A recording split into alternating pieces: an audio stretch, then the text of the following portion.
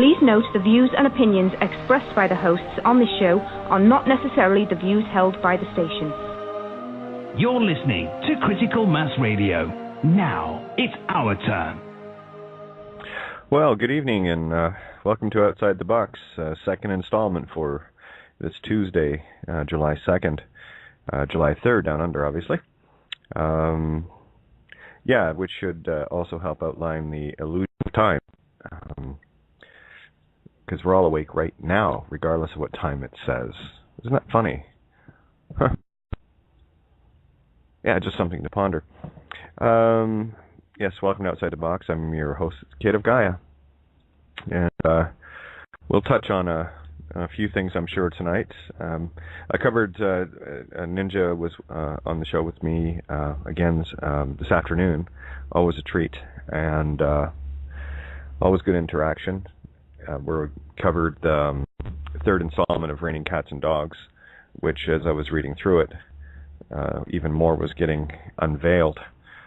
Such is the nature of starting to see things in an allegorical versus literal sense. We have been so trained for so long to look at things literally, and we miss all the hidden meanings behind it. And I'm talking from a very spiritual level. You see, that is, for me, the very, very basis of the physical trap. When you put it in perspective of literal, and I mean literal in this sense, gods that you are, walling around trying to solve things in a physical world, that puts you at complete effect and under complete control, where your energies and intentions can be drained away. And they do it in many different ways. Most of it that you will see is always at a phase 1 level. Can they buy you? Are you buying it? And that can come in many forms. It can be a blood contract in Hollywood or a blood contract in music, whatever the case may be. Where there are those that will always want to take the lion's share of everything of your creation from you. I experienced that firsthand, to which I said, no thanks, I'm good.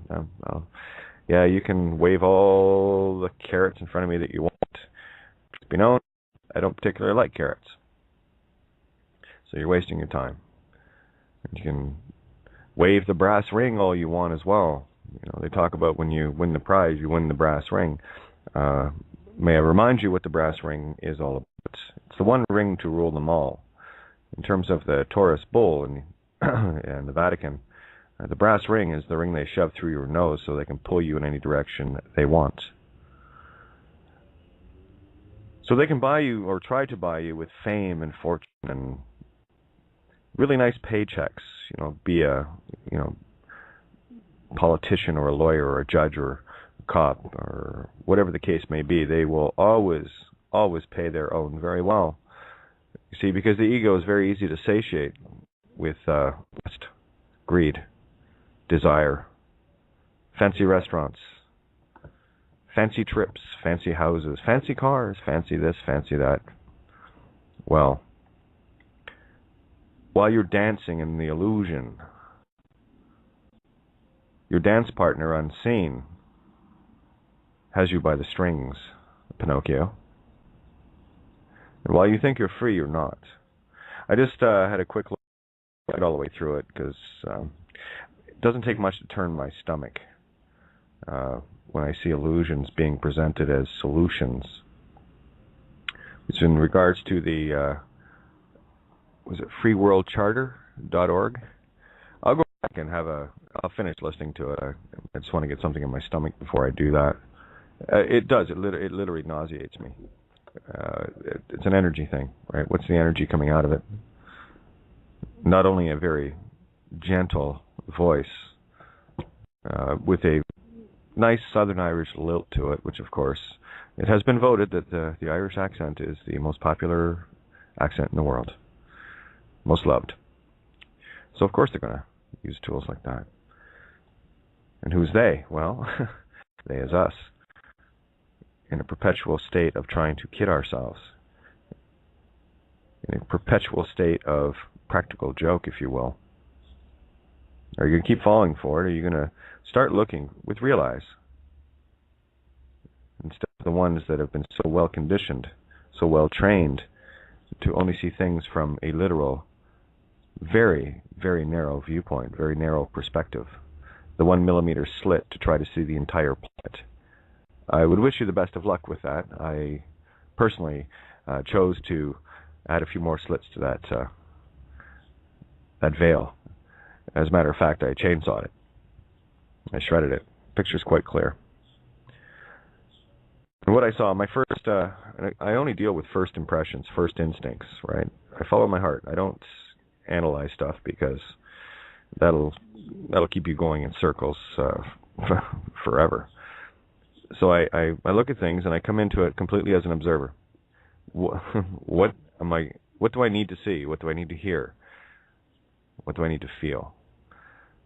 And I'm completely neutral. I don't go into anything with it'll tell you if there's anything, and especially in a position like where I'm at, there is a lot of things that would appeal to people. I've been here for so long now, and it's not that there's, quote, no hope, unquote. It's more that there's less chance of deception. Because I've seen too many supposedly wonderful things come along, and I took the bait on a few of them, the legal system and what have you. The intention was different. I wasn't looking for the freebies. I was just looking for truth. And the position I'm in right now is one, as I've said before, and I wrote it in my essay and everything else. This is a position I will hold at all costs to the very death, which is the illusion anyway. I'm not buying the bullshit anymore. And I'm doing my best to share that perspective with people. So what does, from what I got from this site, I mean, the first thing that hit me was sign the petition. As soon as I see anything that says sign this, the first thing out of my empathic nature says, bullshit! You see, because if you're dealing in a physical act, well, here's a question to all of you. And many of you have listened for a long time. Every single night, many of you. Let me ask you this. Have I ever asked anyone to sign anything? The answer is no. Because I know what that represents spiritually. I'm not interested in controlling anything but my own ego, to sort out my own universe, to clean it up, to ring true with the as within, so without. So the more work I do on me, the more I see transmute in the exterior. It also helps to have that perspective of not taking things so literally. I would say just practice not taking things literally at all. And start feeling your way through this. You know, follow the yellow brick road. You have to lead with your nose, your heart. And what I'm asking, and this is the thing too, I will never ask of anyone anything that I haven't done myself a few fold over, just to make sure. I'm tenacious that way. I like to be very thorough. I get a hunch, I get a feeling, and then I take that hunch and put it into where I can observe it and analyze it from a neutral position, because it's very easy for the ego to slip in and start getting emotional about things. And don't kid yourself, I still get hit with that quite a few times a day. But I know what it is. And I go, there you are, okay, no problem. So I don't linger in it. It's that seed taking root again, where the plant and the roots are allowed to start digging back deep into your psyche again. You know, this Garden of Eden has many weeds in it. And when you get busy, taking all the weeds out, this is allegory, okay? That's what the Garden of Eden is, your brain, right? And these seeds of discord, these seeds of doubt that have been planted in us, have poisoned each of our gardens of Eden.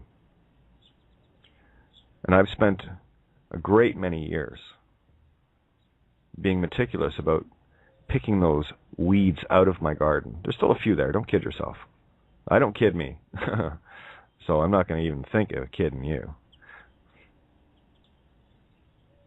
The point is, I have the intent to keep my garden clean. And every so often I find a new breed of weed, but I pull it out and I get it out of my garden. I catalog it, don't get me wrong. I catalog it so I know what it is. And one of the things going way back, here's a few telltale signs for people as well. Now, I don't know when this Free World Charter came out. All I saw it as was a complete allegorical mirror to what Op was selling. The carrots they were waving. Just sign here, we'll take care of the rest of your life. Sounds an awful lot like a government to me personally, but that's different. In the case of this, it's saying about getting rid of all the money. We don't need money because we have, wait a minute, technology. First feeling I got was, cool, more transhumanism. More crutches, more dependency upon those things that we have created in the physical instead of getting right to the nitty-gritty. As I've said before, the doll-eye law, Ma, fell in line with transhumanism, 2045.com. And when I saw that, I had to laugh. I'm thinking, oh yeah, Creator has to be a practical joker. Because here's one of the most revered, supposedly, nationally revered, spiritual leaders in the world, on the planet, right from Tibet, right from, spiritual center, as far as we're told. And to come out and support transhumanism, for a layman's description of transhumanism, is taking your consciousness from your meat stick and transplanting it into a cyborg, where you can live forever. Yeah, well, and they'll convince you that, the sensors, you'll feel everything just like you feel now. Like the human body, if you really want to get down to it, is nothing more than a biological engine. It has the same circuits as computers. It has the same basic, it's a carbon heat engine. And you're the driver. You're the heat. You're the purpose, the intent. And what I see happening, especially with things that lean towards technology, the sinking of Atlantis, yet again, didn't we figure that one out before? I thought we did. When you start leaning on crutches, this, as you go back and listen back to the last few shows when Tony was on with me, you can see where I had crossed my own Rubicon of saying, I've had enough of the technological bullshit. I've had enough of the technological fucking garbage. Distractions of UFOs, distractions of free energy, distractions of all shit. It's all physical. It's all effect. It's all created. It's all past. I don't live in the past. I live in the now.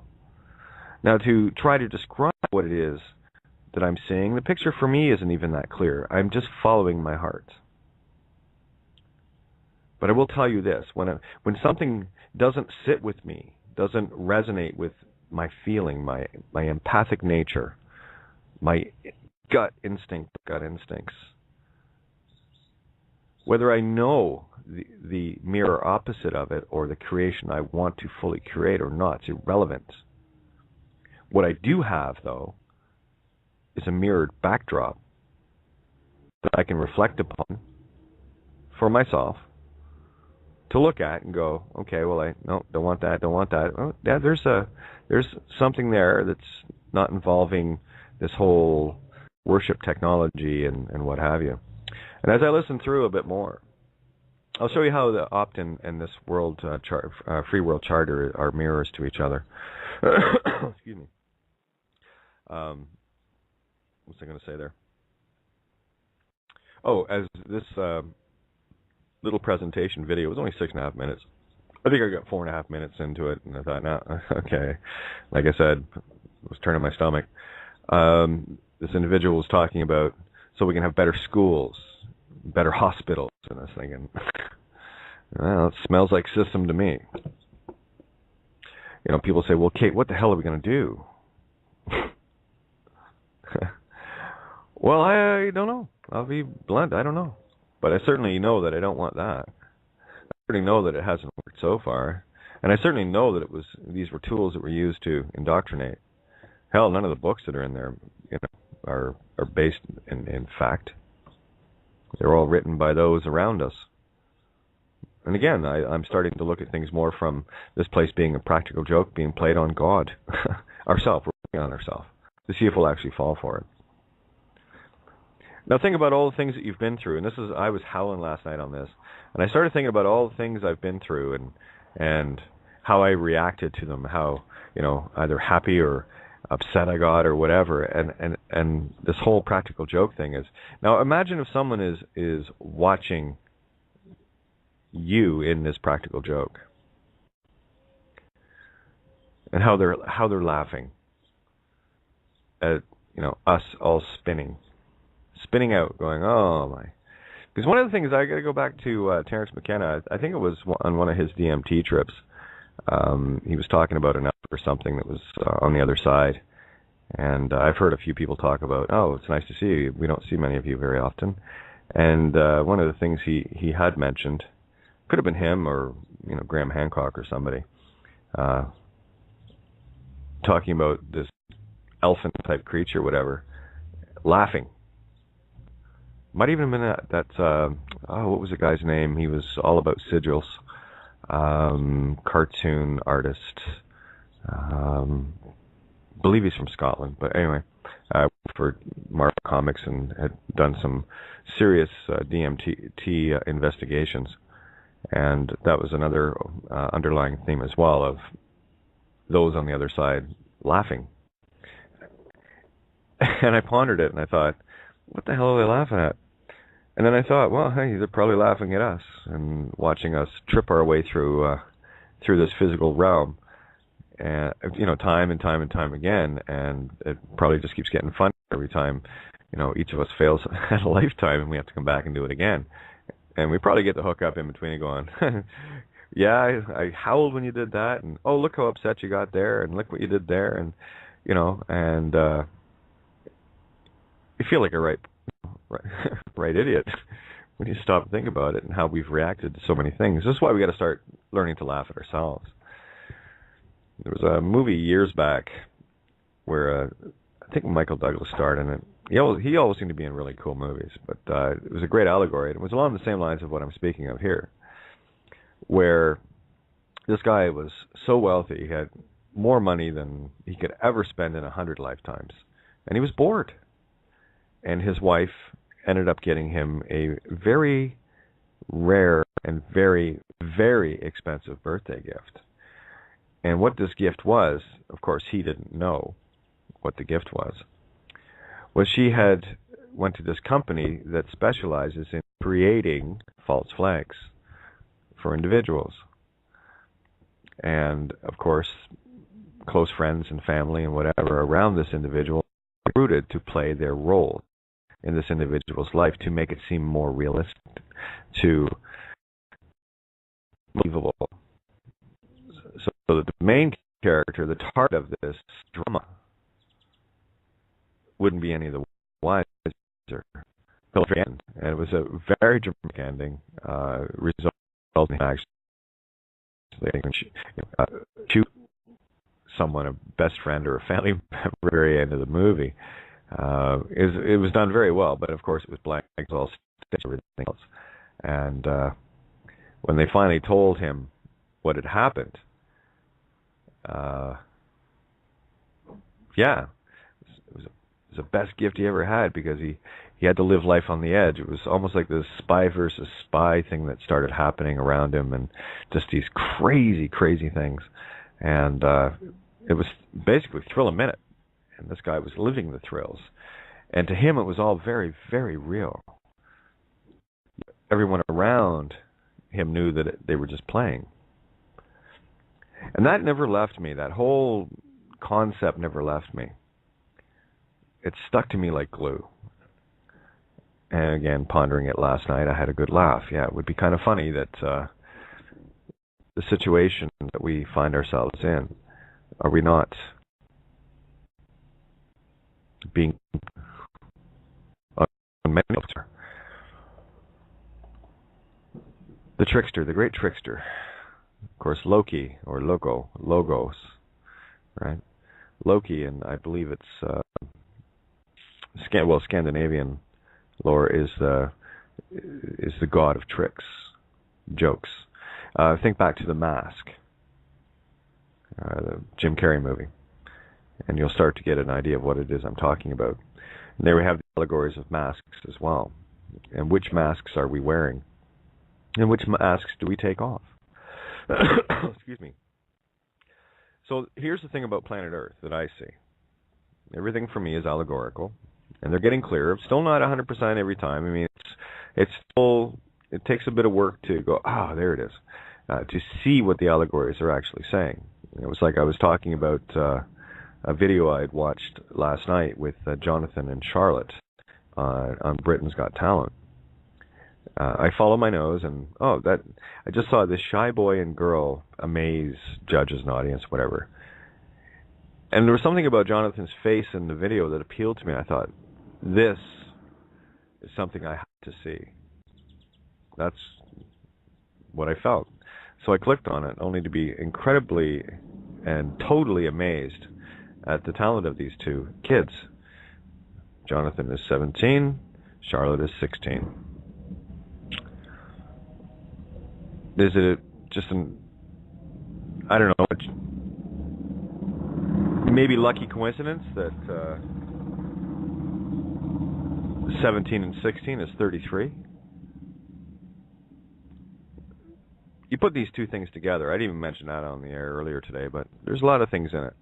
Then I looked, of course, at the initials, and of course Jonathan J, Charlotte C, and immediately I saw JC, and you hear me talk about JC and the boys and girls, of course, there's girls involved, and the different teachings that master had. So I went into it a lot deeper allegorically once you bust away the literal and you start looking for an allegorical, it starts to show itself very easily, because we can get blinded by the light of the literal every single time. I know I have most of my life. It's only in the last 6, 7, 8 months where these allegories are really starting to come to the fore.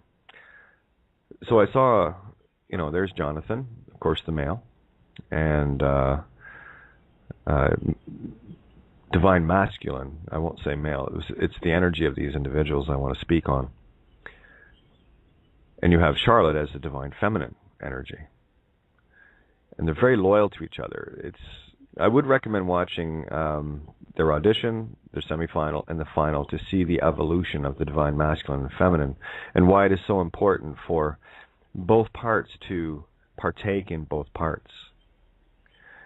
Because the only reason that J, the je suis, Jonathan, Jesus, je suis, all you got to do is put your I into it.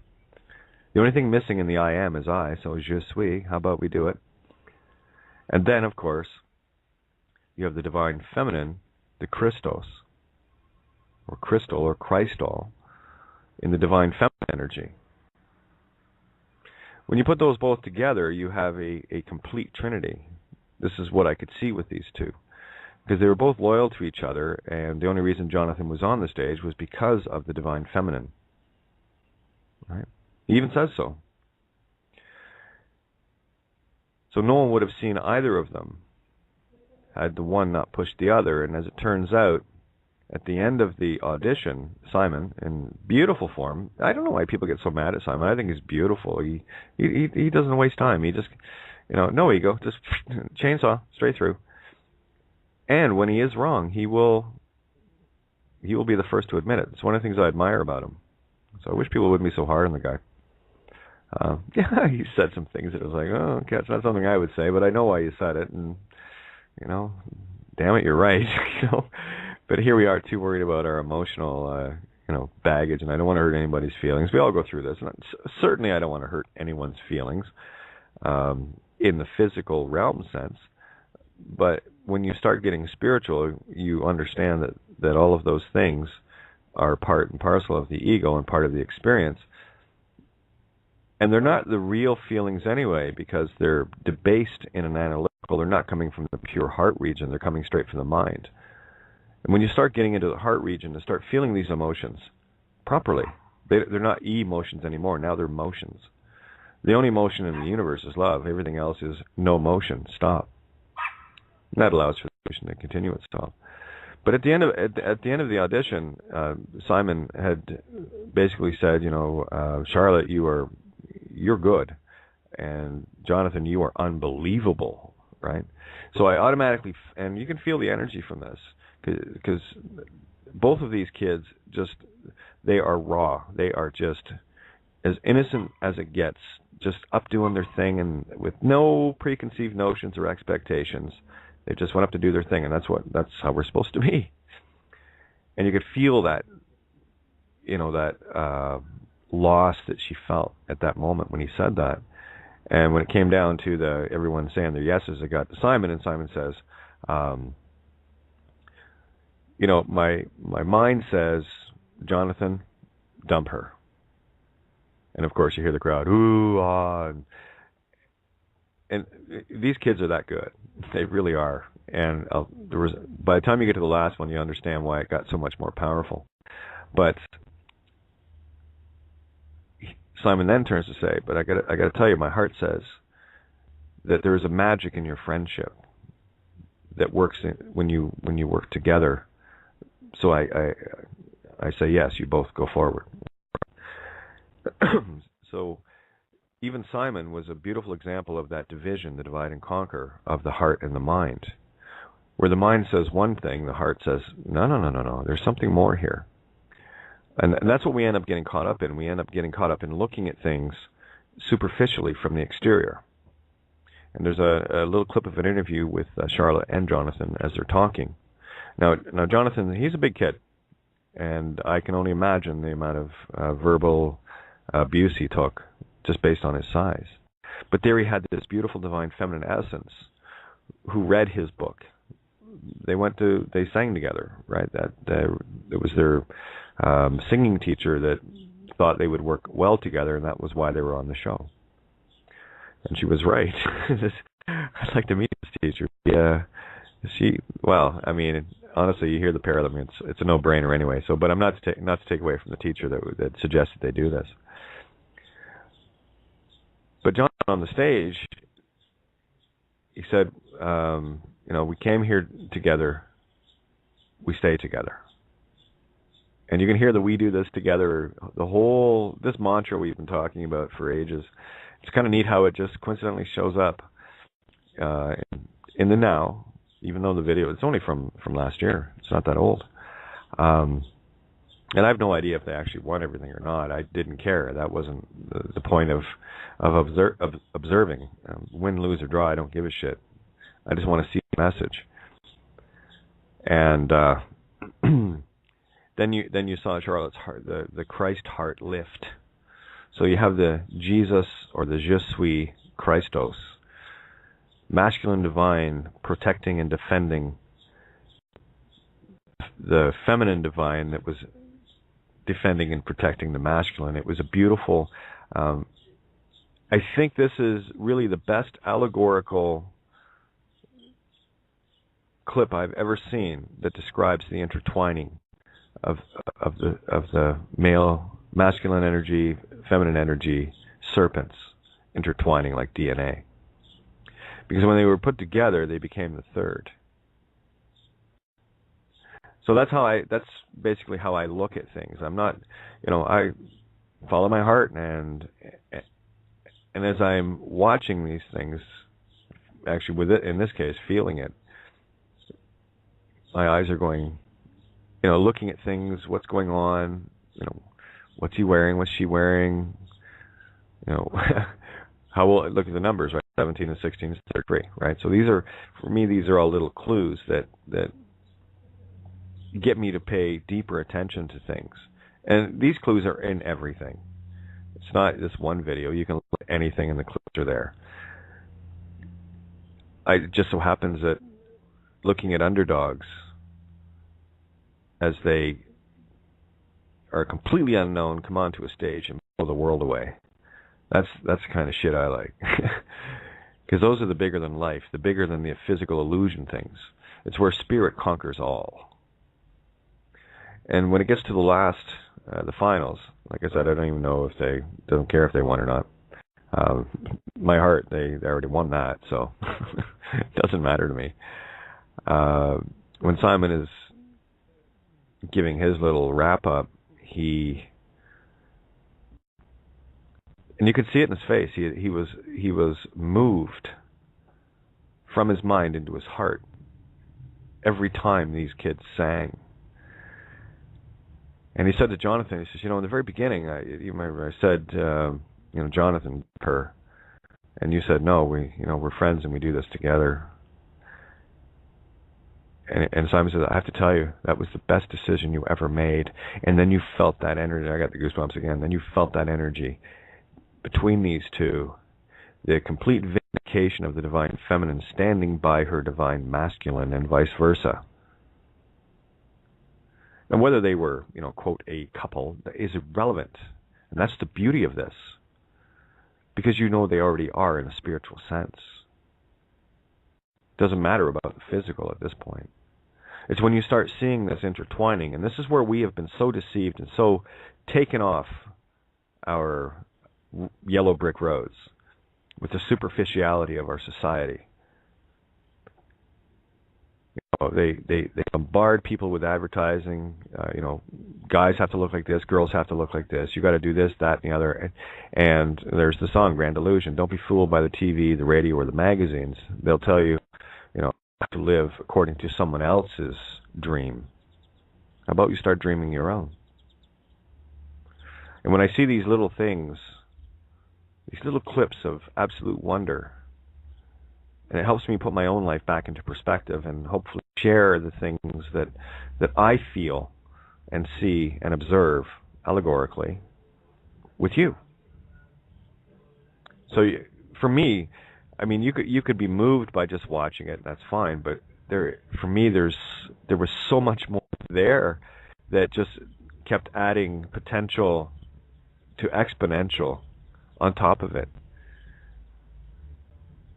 And it was a beautiful, beautiful display of that pure unity. So there you go. Getting back to excuse me, the allegory of Opt versus Free World Charter. Well, what was Opt trying to get you? They were trying to give you that's right, $10 billion each. Yeah, like you're gonna know how to spend $10 billion. Yeah, And what's the first thing that happens to most people when they get handed more money than the brains and heart they have to deal with? They end up destroying themselves. I've heard so many stories of people that win the lottery only to be like a year or two later completely devastated and broke because they, wasted it. They didn't know how to use it. They never had it. It was like a brand new toy, and they just drove it into the ground, basically. Because they don't have the knowledge and the responsibility to handle things like that. So try to think of a few people on this planet that and what they would do with $10 billion. I know there's a lot of, you want some proofs here. I know there's a lot of people out there that, you give them enough money and hell, they'll go out and buy themselves an arsenal. Because they got degraded egos where arming themselves to the teeth, and hell, $10 billion, you can get yourself a few SAM missiles, or surface to air, and you can pick up a tank or two, and all the rest of it. Money is no object, right? You want proof of that? I mean, there are certainly no ethics in the military-industrial complex. Oh, absolutely not. Best weapon to the highest bidder. And with $10 billion, you can buy a lot of stuff. Is that the kind of society you want? And these, for me, are very fundamental things. These are the gas cans filled with naphtha and handing a kid a lit sparkler just to see what happens. I mean, as soon as a kid takes a sparkler, bam, the whole naphtha goes up, and you got yourself a... yeah, well, you got the visual, right? So Opt came out, and they were talking about, well, just opt in, sign here, and we'll take care of everything. We've got this document. Of course, I scanned through the first few lines of this shit, and it was so juvenile, it made me sick. You see, a lot of people, especially when they ask me about things in the legal sense, forget how deep I went into that and how well versed I got in writing it. I speak fluent and write fluent legalese. And I write it with a different kind of a flair, too, because I'm writing between the lines. I put my own layers in there because I was watching the other layers. I was reading between the lines so I could write between them. And when I first started looking at the ops stuff, and other stuff, too, I mean, I'll look at it if I, just out of morbid curiosity, all right? People still playing this? How are they still playing it? Oh, yeah, it's still the same shit. When I see things like, person and all the rest of it, and just put your name, listen, if there's a name involved and you don't know who you are, you're still giving away your divine, feminine, creative, spiritual essence. And you guys need to get this. People need to get this. It's not just a name, it's your very essence. Let me try that again. It's not just your name. That's the physical. It's your very essence. Your very being, your godness that's attached to it. And you're throwing it around like naphtha and a sparkler. And you're giving it to whoever and whatever knows how to use it. And they do. Oh, they know how to use it. It's a very fine line we walk here in the universal law sense. Because you can't cross the Rubicon either way in terms of dishonor. That's why I know the system has its back to the wall. That's why I've been picking away at all the different levels of the name and the spiritual traps that we've been caught in. I've discussed the mind, body, and soul, right? The mind, that's an easy one. When you have people with weak minds that are caught up in the illusion of the whore of Babylon commerce with their Mark of the Beast name, raving lunatic consumerians that enjoy corporate company parties called Canada Day or the 4th of July or whatever fucking day that celebrates the company creation. You're dealing with a psychotic. I hate to put it that way for you, but that's a fact. You're dealing with someone that doesn't have a clue as to who and what they are. That's an easy mind to control. Very easy, because they're playing the program. They're 9 to 5 in it, and they're, they got the mortgage, they got the bank accounts, they got the cars, they got the visas. I've been there. I lived it. That's why I know this, right? I'm glad I'm not psychotic anymore. There's a way to change this. And it's not a physical change, it's a spiritual intent change. Because it's not going to change this world physically. They've been trying to do it with wars for centuries, and it hasn't worked very well. It just ended up a lot of us getting exteriorized and have to come back into a new body, shitting diapers again. Okay? Which prolongs it. Right? And look, I mean, they don't want 70, 80, 90-year-old men at the front lines. No, they pick the prime of the youth. Just to make sure that you just got into the game, you just got started, you started waking up again, and next thing you know, you got a you got a 303 rifle in your hand, you're trenching in France, and you're looking across at a fellow human being, and you're shooting at them, right? Oh, is this guy wanting to do the cutting the lawn at night? Oh, yeah. So I'll probably have to take this inside shortly. Yeah. Wouldn't make sense to do it during the day. No. Let's make noise while people are trying to sit back and relax in the evening. Especially out on the decks. There's a few decks along this back wall here, so. Tell you what, I'm going to toss a tune on for a sec. I'll get myself reestablished. So we'll be right back.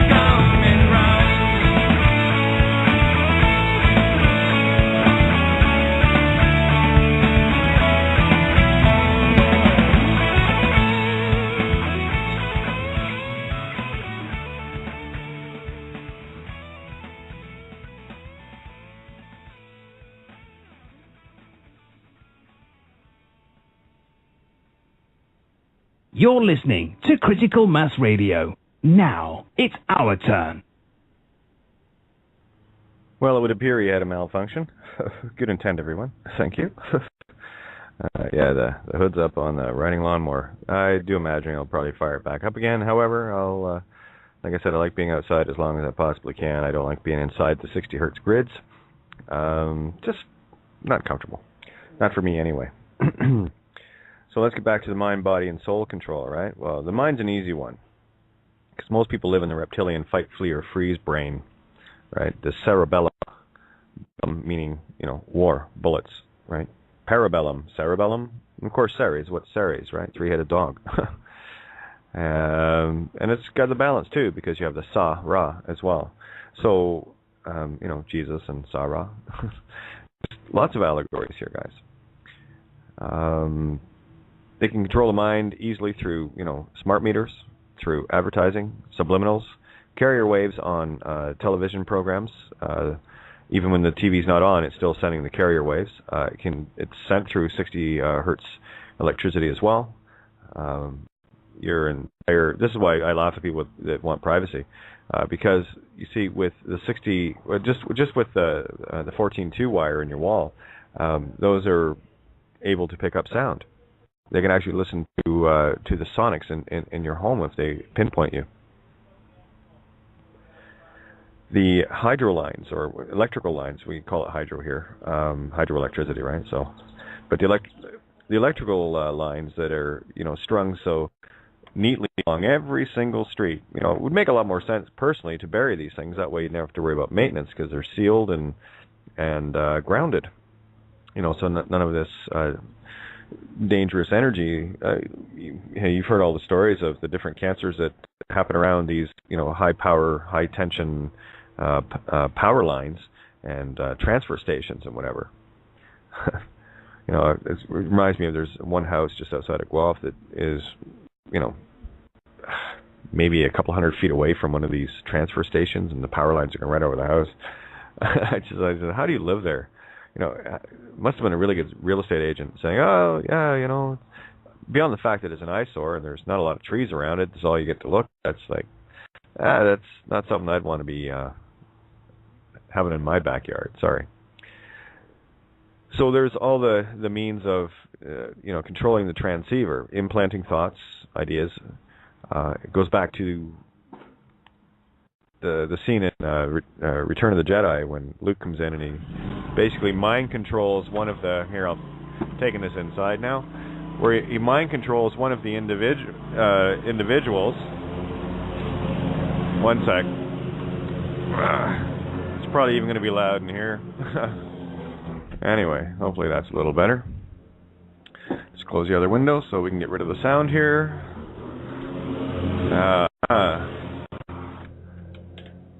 Yeah, he'd do better with a push mower, actually. Be a lot healthier, I'm sure. But or just let the grass grow. It's not bothering anyone. Kids play there. Never goes that high anyway. So anyway, so there's the mind part. Now, the body, of course. We've talked about urine therapy and how we literally piss our ether life away, which is gathered up through the sewer systems and utilized in numerous different consumer products. So a lot of your products, you're buying your own piss back, which is, kind of crazy when you stop and think about it, yeah? And instead of recycling it, which I think I covered that in Raining Cats and Dogs Part 2, to give people a better understanding of what it is I just said. Genetically modified foods. For me, the most dangerous of all the things that we ingest are high fructose corn sugar. It's in everything. If you look at processed foods, that's what's in it. And the trick with high fructose corn sugar is goes back to Dr. Kozyrev. This is some really early work he did, and of course, this is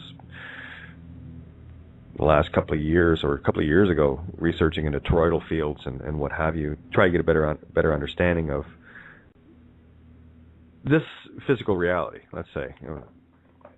And as it turns out, excuse me, when I was looking at this article that was put together by him, or about him, one of the things that he discovered was that the high fructose corn sugar, the stuff, the wrong sugar, actually has a reverse toroidal effect, which inhibits external energies. Now, this can be taken as good or evil. It depends on the intent, because everything is good and evil. The only thing that changes that is the perspective and the intent and the awareness. If you're not aware of it, it's going to work one way. And if you become aware of it, then you become mind over matter, and you can choose whether it's going to affect you or not. And I've used the example of firewalkers, where you and I, not being properly trained in in what it is we're supposed to be doing would get our feet burned off our legs. Yet these individuals walk across coals that are 1,500 degrees Fahrenheit with not so much as a crack in their skin or a blister or anything. That's because they're controlling the energy. It's got nothing to do with the physical. This much I do know. This is the mind over matter, creating your own universe. And it's definitely something I would consider. I'd love to hook up with these individuals and, all right, what's the trick? Because for me, that would be the trick of tricks, in that if you can do it on firewalking, then you can apply it to your entire existence. And I often wonder if anyone actually kind of caught that notion. But getting back to the corn sugars, they're just downright poison. That's exactly what cancer feeds on, because they're the wrong sugars. And when the body gets too acidic, because that's what it does to it, cells start starving for real sugars, and they mutate. It's a fungus. And it goes out searching for as much sugar as it can get, and the more of this sugar it consumes, the worse it gets. That's why we have to get ourselves in a state of alkalinity, not acidity. And most of us are walking around in a constant state of acidity, a perfect growing zone for all manner of diseases. Funguses need acidity to grow. They can't grow in alkaline environments. Genetically modified foods, of course. One of my intuitive feelings is that, well, that's another place where a lot of this genetic material called urine gets siphoned off, where they can use this to better enhance the products of body control. I got an email the other day, alert, check for these fibers and whatever. Only those that are, this is the thing. I think I said this the other day. Those of us that are talking about all these things, chemtrails and what have you, not me, but you know what I'm saying, aren't affected by them because they're aware of them. They know what they are. Do you never stop and wonder about that? I did anyway. But again, it's about bringing it into your awareness. And once you're aware of something, you're less likely to be an effect to it. You start becoming cause over it. It's like the system. Once we became aware, more fully aware that it was completely corrupt and designed to enslave us, we all take steps to change that so that we're not so much at effect to it. And by that, here's a little allegory. Those of us that decide, well, I'm not paying taxes anymore. I'm not aiding and abetting in the killing of other humans by funding governments that love to wage wars. Illegal. All wars are illegal. Okay, that's the oxymoron. An illegal war. At what point does what you're wearing matter when you murder somebody? Just because you have on, a uniform with a badge on it that says you're with this group, and you take a life, that doesn't make you any less criminal than someone that just shows up in a T-shirt, So go ahead, anyone. I'd love for someone to come to me and defend murder as a good thing in any way, shape, or form. We're just killing ourselves. And as I outlined before, who knows who these individuals are? And based on the length of time this game's been going on, you're only killing former family members. They could have been children or aunts or uncles or grandparents or mothers and fathers in previous lives. If you haven't seen Cloud Atlas, well, that will help open the concept up to you, because we are all interweaving with each other and have been for a very long time. And just because we look different this time round doesn't mean the consciousness isn't the same. And there again is that allegory of the superficiality of looking at the surface and judging the book by its cover, because it's wearing a sari or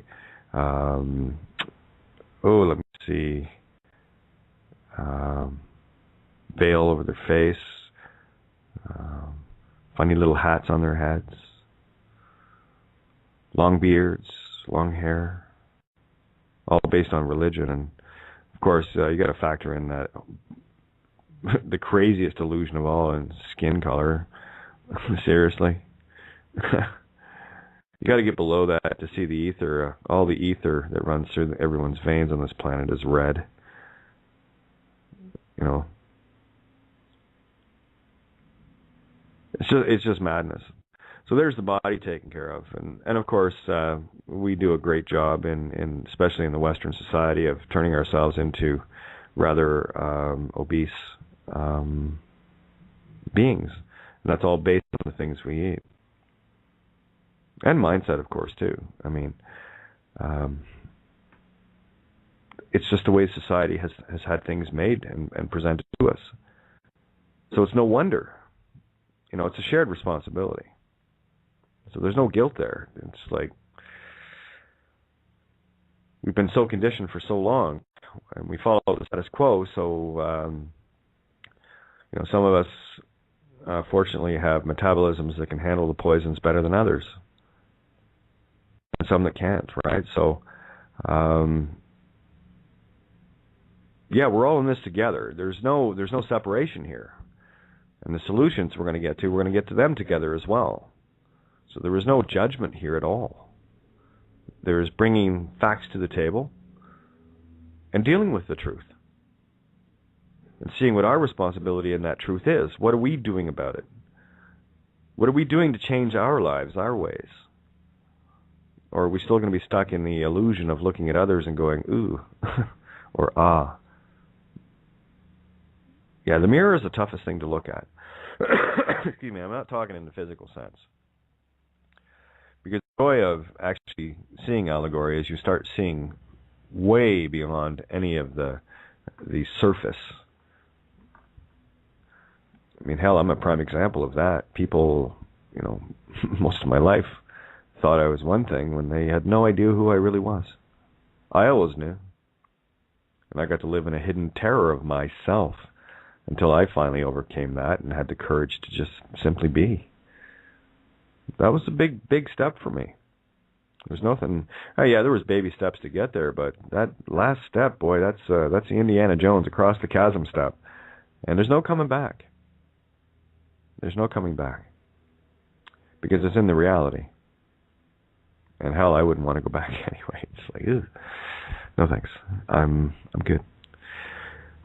So we have the mind and the body taken care of. How are they getting the soul? You see, there was my quest. The rest of the stuff was obvious. It was easy to spot. It's all physical. You can see that and experience it with your eyes and ears and body and of course tasting and smelling and feeling, and it's all there because it's all in the physical 3D realm. I was more interested in, great, how are they grabbing our literal creation, our literal souls, and using that creative source to their benefit? And we have the physical allegory of it in that, of course, great example of that is a music artist or an acting artist or whatever. I'm going to use these because they're the most obvious to me to show. You know, an artist goes and they've got great talent and whatever. They say amazing performances in acting or amazing songs and what have you. It doesn't matter. And of course, the parasites see that. Those that cannot create, the ones, the manager types, right? And I only ever see them as parasites. Some of them are genuine, where they have a true love of what it is they're doing. Yet most of them that I've ever met are just interested in the bottom line. They didn't care about the talent. They didn't care about the individual. They're only caring about how many records they could sell. And bottom line, it's what it's all about. It's all money, right? So there's no creativity. But what they're doing is when they get one that's got the goods to go, they get them signed on the dotted line and basically rape them for their creativity. Like you see artists this artist makes $10 million a year. you can be rest assured that management company is making 100 or 1,000-fold that. Because I know how the breakdowns work. And just like real life, you get table scraps for the things you create, whether you work in a factory, bakery, whatever the case may be, it doesn't matter. Whatever your vocation is, you only take home a fraction, table scraps, of the actual creation itself. Someone else is making money on the bottom line. Someone else is profiting. Well, let's have a look at the Walton family, right? Walmart. There's a great example when you're dealing with a family that's worth billions and billions, and their employees are some of the lowest paid, non-unionized workers on the planet. Imagine that. Table scraps. And unfortunately, when we get people with that kind of money and no real sense of benevolence,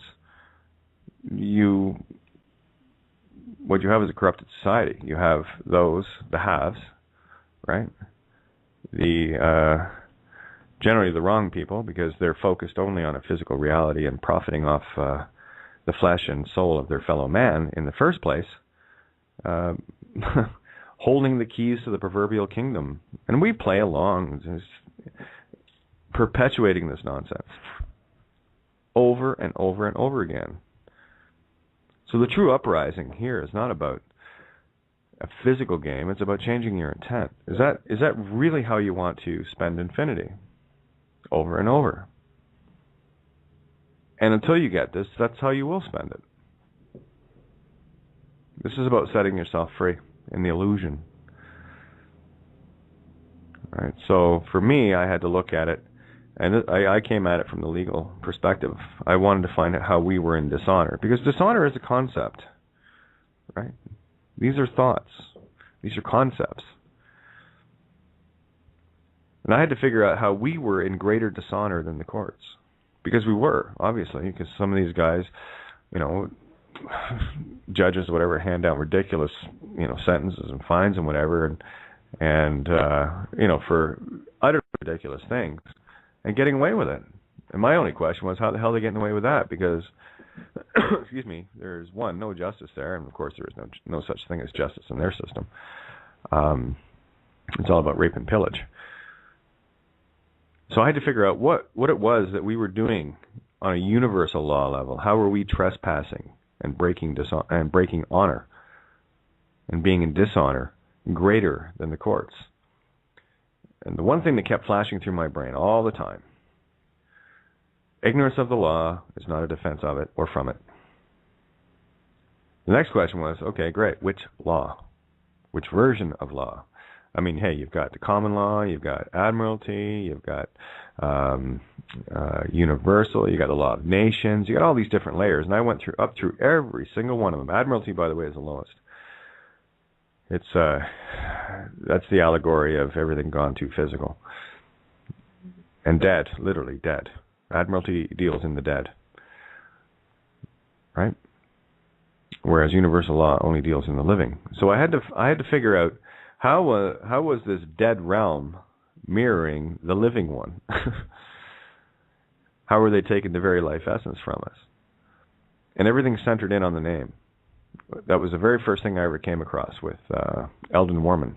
This is going back about 12 years or so. And he had, I'm not sure if his website's still up or not. By the way, I will mention that the information that I used then stopped working very quickly. It worked for me. Like I said, we peel back layers, and as soon as too many start catching on to it, they change the rules.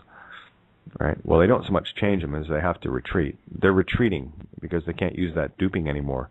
And once you see that stopped working, then you know that, well, it worked once, so it was effective, but now it's not working anymore, so there must be something else there that has to be uncovered in that same layer, right? And that's what I was doing. I just layer after layer, peeling it back. Get the victory doesn't work. Okay, what are we missing now? Oh, there it is. Okay, victory. Oh, doesn't work. What do we? Oh, there it is. And keep doing that, baby stepping through the system peeling off all the layers. And those layers are just deceptions. Those layers are just to keep you coming back for more, playing the lottery tickets. And you will, until you figure it out that it's actually you that are committing the original sin, the fraud. Excuse me. Original sin is an allegory. And the original sin is who started, what, when, where, how, and why. And I've covered this in nauseating detail, to the point where it's right there. If anyone can see it, they can use it. It's right there. It's right in front of your face. But what we're dealing with, more than anything else, are egos that cannot let go of the name. They cannot even think of letting go of the name. But once you uncover the fraud, guess what happens? That name, or way, becomes yours again. You see, what I looked at was, the name means way. It's ancient etymology for way. It's the not me, the name me, right? So in effect, when you're asked by anyone, for identification, what's your name? What they're actually asking you for is, what is your way? Are you of the whore of Babylon slave system that we own you because you're a criminal having committed fraud with having a driver's license?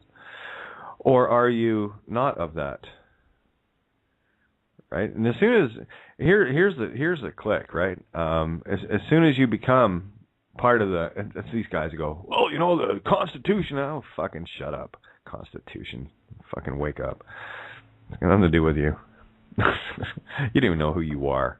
But there's the belligerent, always the belligerent ego saying, yeah, it's mine. I'm going to keep using it, and I'm in honor somehow, and they're missing the whole point. This is why this information is so absolutely critical if you get it. These are your own keys to your own kingdom. I can't tell you how to use it. All I can tell you is that I'm standing in it, have been for a long time, and it's been very painful.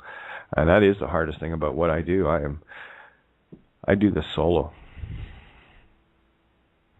I don't have someone that I can sit down at the end of my day for something as simple as a hug and a talk. I got to run this solo. And that's not a victim or a pity thing. That's a reality. There's nothing I'd love more than to be able to share this on a level and have it click with someone close to me. But I had to have everything ripped away from me in order to find this. But there it is. There's the heart and soul put out for you. This is, for me, how valuable this is. This is what it costs to get to. And I'm extremely grateful that I got here. I would be even more grateful if people actually grasped it and started using it. Some people are, finally. They're starting to get the notion. And I covered this, when did I cover this? Might have been last night. I've covered this many times, though. The name isn't yours. Just keep saying that over and over and over, until you actually get it. It's not yours until you know who you are. Anyone carrying any ID of any kind whatsoever and using that name is actually committing fraud. I had this confirmed verbally from the British High Consulate. And I think these guys, and I went at it from the Law of Nations perspective, from an ambassador perspective. I had some great chats with, what's his name? Williams. Oh, he's in my phone too. I had some great conversations with him. Matrix Solutions. Right? Great chats about a lot of this stuff, because I was talking with him as I was dealing with the consulate prior to getting that emergency passport. And he was getting it. I haven't talked to him in a very long time, so I should probably touch base and see how he's doing. But the bottom line is it was a spiritual game. And I had to figure out how they were stealing our soul, keeping us in spiritual, universal, living dishonor, and keeping us amongst the dead. And it was all done through the register. It's done through the sewers by taking our living ether that we give away freely. What we have to stop and look at is, what are we doing of our own free will consent to aid and abet in our own destruction. Don't get mad at them. They're the mirror reflection. We're destroying ourselves if we don't get this. This is Jacob's ladder. You can choose to climb up or climb down. It's infinite. When you keep climbing down, it gets a little bit darker and a little bit nastier. Imagine that. How do you think that'll roll for you? How do you think that'll work? I think you might have a problem with that. I think you might not like that too much either. No, I don't want your signature. Fuck no. You've been giving it away too many times already. You've given it to all the wrong people, just like me. You gave it to the banks, you gave it to governments. What else? Well, one of the things with me, I gave my signature away all the time, signing CDs and whatever. But I don't think anyone was going to go out and try to hypothecate that. They could, though, because that was my spiritual intent put on a document. Signet, signature, cygnus, divine feminine, spirit, essence. Tie it together. Might seem like a stretch for some people, but it's not really. When you stop and think about it, it's not a stretch at all. Looks like they got the grass cut finally. Good. As much as I like the smell of fresh cut grass, it always... I prefer to let it go to seed so it gets fuller. And what actually I prefer to see is, get rid of the lawns and grow food. If you did that, if you took care of a garden in the front instead of a lawn, you'd never have to go to a grocery store. Excuse me. Why do they got so adamant about not wanting people to grow their own stuff? No, they want to make sure that their genetically modified shite is the only thing you eat to keep degrading your DNA. But the irony and the joy of that is they can never completely destroy it because there's still you there. There's still the true essence of you there. Oops, I forgot my mouse. Oh, dear, dear, dear. Anyway. We do this by consent. We do this by free will consent. So start looking at all the things that you've done to give your life away. And I mean that not allegorically either. This is a very literal, very real thing. That's why they're after it. That's why they want it. That's why they want you to sign on the dotted, or not even the dotted line. Excuse me, but they want you to sign where X marks the spot. X being ki, or chi, life, spirit. And it also means no consideration on anything. When you sign something with an X on it, I've said this before, you're saying that you have no consideration on that name whatsoever, or the signature rather, and that it's a gift. When there's no consideration, it's a gift. And when somebody gives you a gift, they don't give you a set of instructions as to how to use that gift. Oh, that would be rude. Don't you think? Just going to find my mouse. There it goes. Yeah, that's what we do. We do it all the time. So start looking at things. These are things, baby steps that you can stop everything in its tracks. Stop signing stuff. Most assuredly, start living within your own means. And I don't have your answers for you. All I can offer you is truth for you to look at it for yourself and how you can deal with it. I've already walked my walk in that regard. And I assure you, the information that I'm trying to share with you is to make sure that what happened to me does not happen to you. That's the gift. That's the real gift. See, the universe, as it works, when you stand in truth, will peel away all of that which possesses you to rid you of distractions, as it were. And I hate putting it that way because the way this world operates, it's like, oh, you cold-hearted bitch. No, not at all. Quite the opposite. Quite the opposite. That's the problem with the mirror here. Most people only see it on the other side. So there you go. I think that little bit of a rant's going to be over now anyway, because, I can beat this horse till it's dead 1,000-fold. A couple of documents just to look at, long and short of it. If you can get the notion that the name is fraud, now you have the tool to use against the system. It's a simple question. Somebody asks you for a name, you just have to ask them, are you trying to aid and abet me into committing fraud by claiming to have, own, or be something that is not mine, clearly not mine, a crown copyright that belongs to, your team? Is it your will and intent to aid and abet me into this fraud, where I do not wish to enter it? You might get a different reaction there. So anyway, guys, lines are open. Anybody wants in, just put your hand up. I see, we got Miranda. You don't have to put your hand up. I'll put you in anyway, because I was hoping to have you on with Ninja and I this afternoon. And, of course, let's just start this off with Miranda, Ninja, and myself, and whoever else wants to jump in. So, I'm such a courteous host. You're talking whether you want to or not. Fair? Yeah, really fair. Oh, thanks very much. Told you I'm a bitch. I haven't said enough already today, huh? Uh-huh.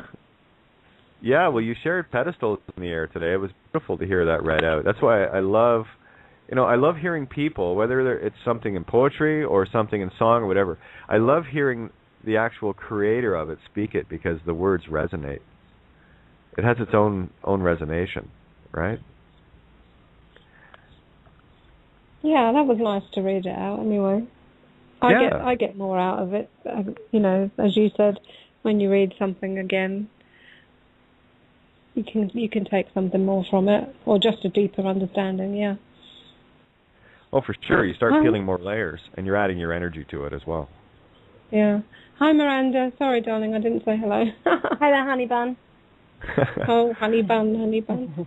Oh, the kinder, more funner station. Yeah. Gotta love it. So, seeing some new people on the board tonight. That's good. Unless they've changed their no. What else can I say? Oh, I can see Bindi. There's Donna and Lexus. So what else we got? Yeah, so feel free, guys. Just hit one on your dial pad. Oh, there we go. Bindi, hers. I went down to look to see if she's still there, and she must have hit it when I was at the bottom. Where'd you go? And, of course, when you hit it, you go to the top of the list. Hello, Bindi. How are you? Hello there, Kate. I'm pretty good, actually. Is anything I'm saying making sense to anybody? Hang on. Just adjusting everything. You always make sense. Yeah? It's like, does this seem like a very, very difficult concepts to grasp, or? No, not really. Oh, okay. But you've got to want to see it too. You've got to want to know. There has to be a bit of a desire there. That's the best one, isn't it? We want to get the hell out of here, darling. So we want this. Well, there's the $64 million question, right? The only thing I'm going to say to that, sorry, little itchy trigger finger on the mute on my end here, for me. You see, there's the real question: do you really want out? And the only thing that's ever going to hold you back is fear. And the ego is going, oh, but what about this, and what about my comfort that, and my comfort this, and comfort the other, and blah, blah, blah, blah, blah, blah. Right? Yeah, those are all thoughts that went through my mind. And the ego also thought, well, you've been standing tall and handing it out for a long time. Victory after victory. So, never got cocky or arrogant about it. But I'll tell you, every victory felt good. And right up to the point of my house getting raided, I was batting pretty much 1,000. That's based on people following through on stuff that I had done for them or given them, whereas most people don't. They just, and that's the problem with this too, right? When people don't understand the concepts of what you're doing, they're just looking for someone to wipe their bum for them. Well, I've got this mess. Your document will fix it, and they think that's it. And when it doesn't fix it, they're coming back, well, it didn't work. I says, well, yeah, it does. You just got to, you obviously don't understand the process. You don't understand the concept. And, imagine having dozens and dozens of people knocking on your door all the time, asking the same fucking questions. It drives you batty. And it's like, then I got to a point where I said, no, I'm not doing this anymore. And I just kept it on the air, and there it is. Don't use anything until you get it. But don't make ignorance your excuse because you don't get it. Work at it. It's not tough. Become a social worker. You know how many times you get the same question then? And they're so basic. Yeah, that's well. Even doing this can be deemed social work as well, right? Sure. Like last night with Randy, the conversation that was wonderful. Yeah, it was stellar. I heard. Because you're dealing with people that are asking the right questions with the right intent, because they are seeking. So for me, it's very easy to answer those questions, because someone has got their door open looking for that.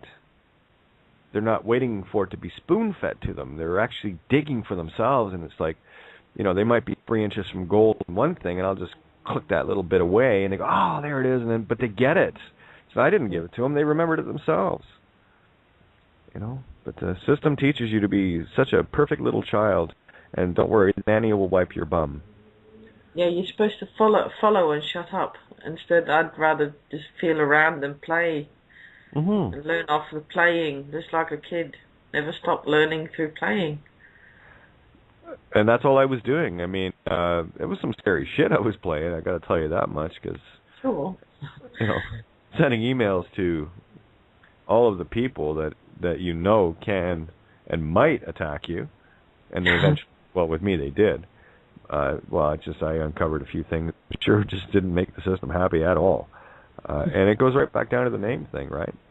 And the fact that I'm verbal about it and vocal now every single night, I can only imagine the cringing that goes on.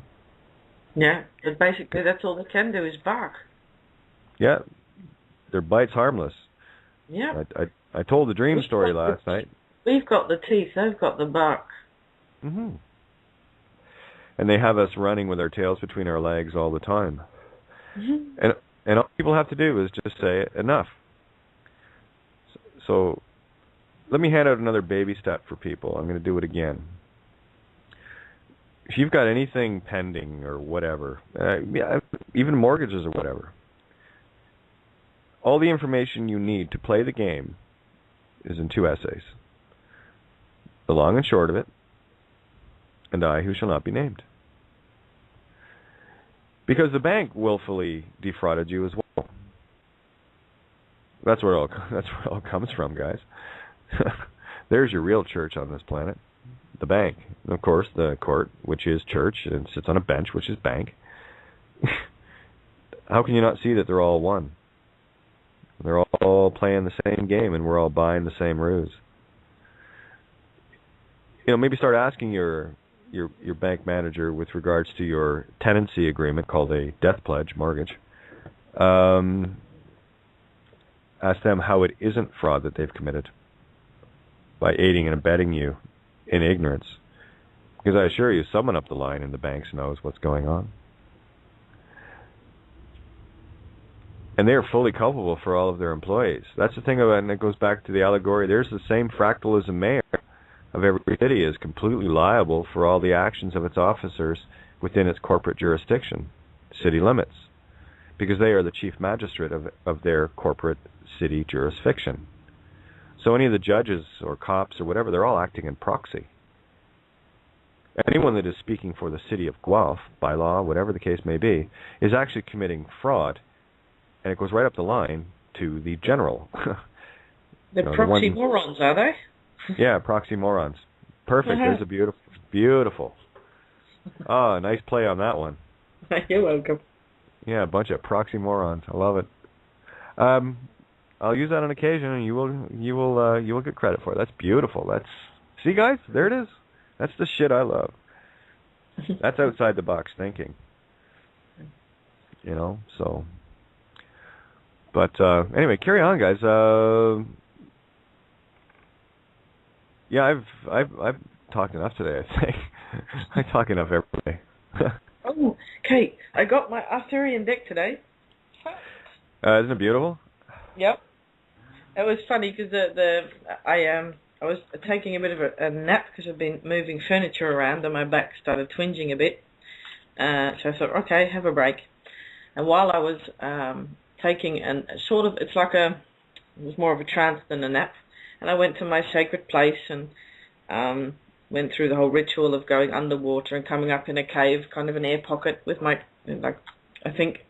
of my guides is just Gaia herself sitting there with the face of Lindsay Wagner. Don't ask me why, but there she was. And I woke up catching a sword and I thought, hey, the postman's coming. And then the postman told me, I don't know why, lady, but I had to run to your mailbox. I had to get rid of this parcel real fast. I said, I'd never had that before. And there, lo and behold, was the deck. So the postal guy actually said he ran to get it to you? Yeah, he said I felt the urge to run. I said I should have gone by number, but I ran to number 40. That's my door number, and I just had to bring this parcel here. I said it's like it was being pulled there. It looks like you had a visit from an elf too. Yeah. It's amazing, isn't it? Yeah. Yeah. Well, yeah. The paintings are gorgeous. They're yeah. Beautiful watercolors, absolutely beautiful. The symbolism to die for. Yes. Yeah. Every card. Yep. Yeah. I pulled two this morning. Pulled the Hierophant, number 5 in the Major Arcana, and Strength, number 8. And there's your 13, right? 13th warrior. So it all makes sense. Sure. Something about creation too. Creation already is. It's already there. It's whichever path we choose to walk to get to the creation that we want. And go ahead. I heard someone saying something interesting. I can't remember where it was, but I said, well, I'm not necessarily looking for the path, but I'm trying to find the soul that's walking on it. I thought that was great because this path I think, well, I'm not necessarily walking a path or looking for it or a certain way. All I'm looking for is the me that is on the path that's already there. So it was brilliant. Just a sidestep from you triggered it with the word path. Yeah, and that's it. I mean, really, when we stop and look at it, there isn't a path. There is only infinity in all directions, infinitely around you. You know, right. But the path is the allegory of which part of that infinity in which direction you want to go in. You know, Miranda, you're being very quiet. Jump in, hon. Sorry, darling. I'm feeling very quiet. Oh, okay. Well, fair enough. That's all I want. It was just a laugh. That works for me. Miranda's chill zone. Exactly. Yeah, I pulled a couple out of the Mayan Oracle as well. I pulled out Akbal and what was the other one? Very interesting, and Eek.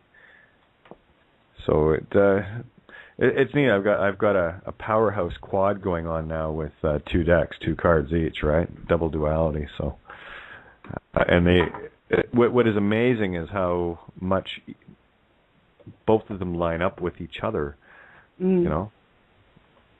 I love to pull the. My favourite thing really is the runes. I absolutely love the runes. I've got the Viking runes, and they are always completely on it, and you just need one, and it's like woof. And then, of course, if I do the Mayan, it's a replica of exactly what I've pulled, completely in line. Are they the Futhark runes? Sorry? Are they Futhark runes? The Viking ones, Richard, what's his name? Because somebody gave me a set of runes just recently, which are really lovely. They were clay ones in a beautiful little Hessian sack, and they're really gorgeous. But they're Germanic ones, and they've got different symbols on. Okay. And I couldn't get with those because I like the ones that I already have because I recognise them. Right. more. There's different rune alphabets. So the Futharkus is the one of the Vikings. Yeah, there are quite a few, aren't there? Mhm.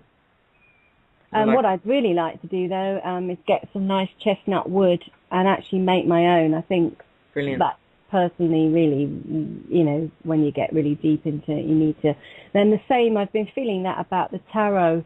I've got the Celtic tarot, which I adore. It's absolutely beautiful, but it's not very pictorial. And so, you know what I mean? When you pick up a number 2, it's just symbols of 2. It's not... yeah, I have the same ones. Yeah, they're really beautiful, but they're not so easy to read. They're very abstract, yeah. Yeah. They're very hard to read. They're a skill apart, yeah. Yeah, and I'm still trying to find a tarot deck that I really like. And I had the Druid one, but I've got very small hands. And why is it they have to make tarot cards so damn big? You know what I mean? Why can't they be the same size, a little bit bigger than playing cards? But the Druid ones I actually had to cut all the borders off all of the cards so I could actually shuffle them. They were that big. Well, the Arthurian deck is brilliant. It's the first one that I can shuffle properly. Oh, okay. I'll have to have a look at that.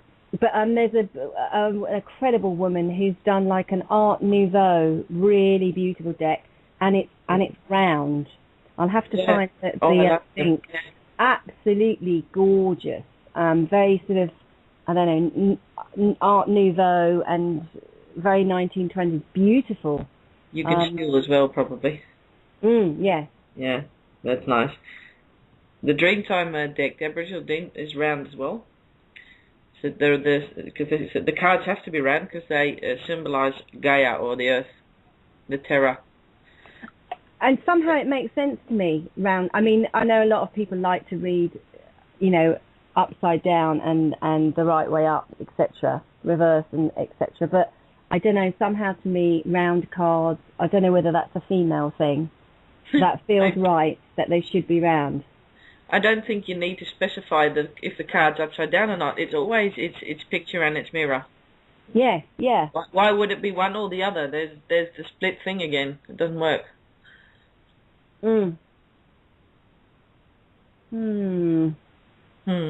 Yeah, that one just landed too. That just hit. and make you go, Yeah.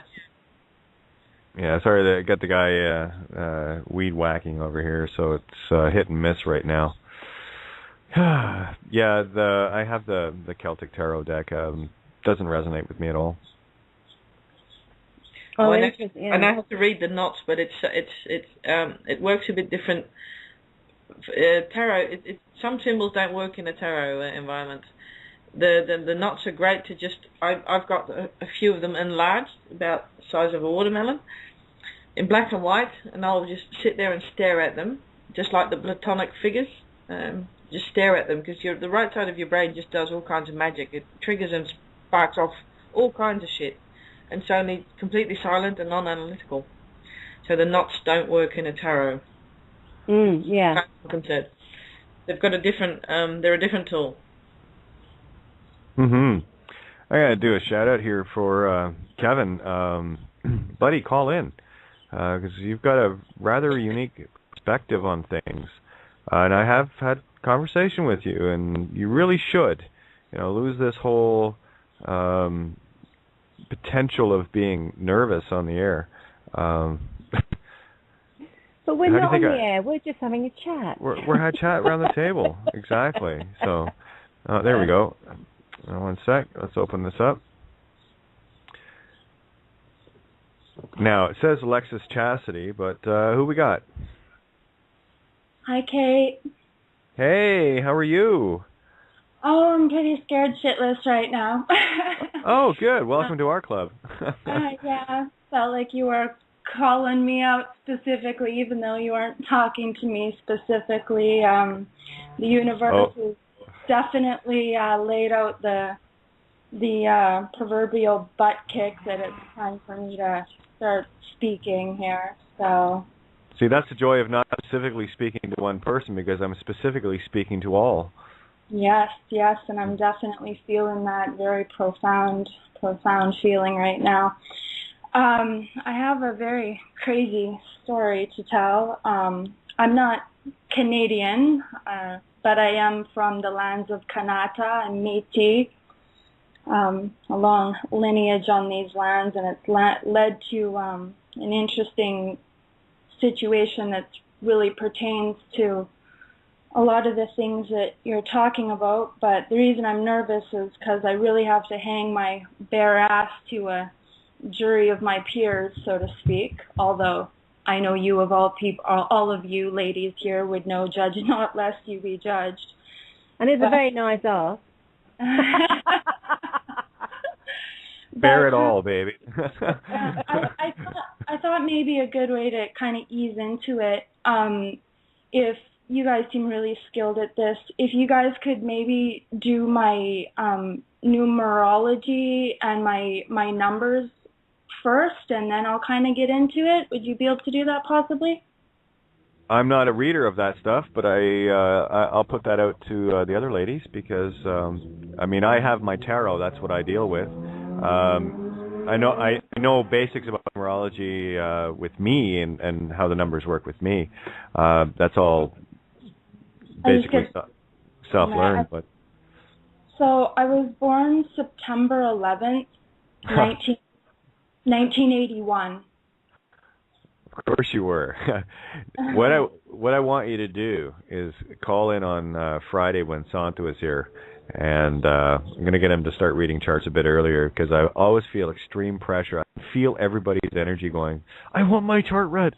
So what I would say with that is, I mean, if Mary was around, Mary's Rainbow, or Cole, they could do an exceptional read for you on that stuff. Well, I work in my area, they work in theirs. And go ahead. I gave a bit of a call out to the universe to kind of kick me in the butt on Friday when you were doing syncretism, and Santos actually said my part of my name. He used the word Lex. And then he also said my middle name, Chastity, which is kind of why I knew that it was time for me to quit being a chicken and to come and start this. But that's okay. I'll leave that for right now, and I'm going to kind of just start getting into this situation, if I may. So here in Canada, I'm realizing I have a wall that one of my little puzzle pieces objectives needs to be brought down with my situation, and that's that when I was young, when I was about 20, 21, I got into some trouble in the Canadian corporation. I've never hurt another being in my life. Well, I mean, intentionally or anything like that, but I got in trouble in the Canadian corporation, and they charged me in their system, and I had to start the pardons process quite a few years ago. The which process? The pardons process. Oh, I'm going to add you to my contacts. You and me, kiddo, we're going to have a little chat one-on-one. I'm probably, well, you may not be aware, but I've worked with Native groups. You know that, right? I don't, but that's good to know because it does have relevance. I would like you to be the first Native to actually get what it is I'm saying. If you're into it, I can only give you the truth to hand stuff back to them. As far as the pardon process is, that's a load of bullshit because it wasn't you that was charged; it was the name. Exactly, and that's nothing to do with you. Yeah, I know. But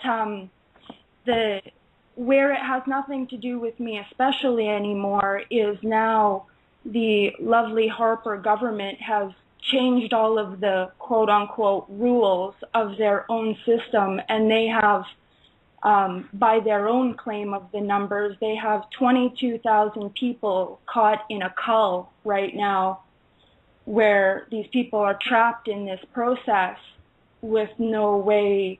They, unlike me, at least I have the blessing of knowing that I am not that name, and I'm completely free. I'm so fully self-employed. I have nothing to do with the name or the numbers or any of those systems. I don't have anything to do with it. But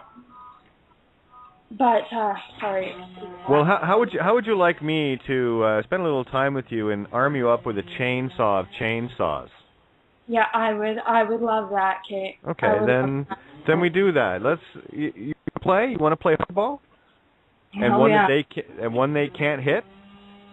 I would love to do that. Okay, because they can't even swing. See, we're getting our weed whacker message. That sounds an awful lot like a chainsaw, doesn't it?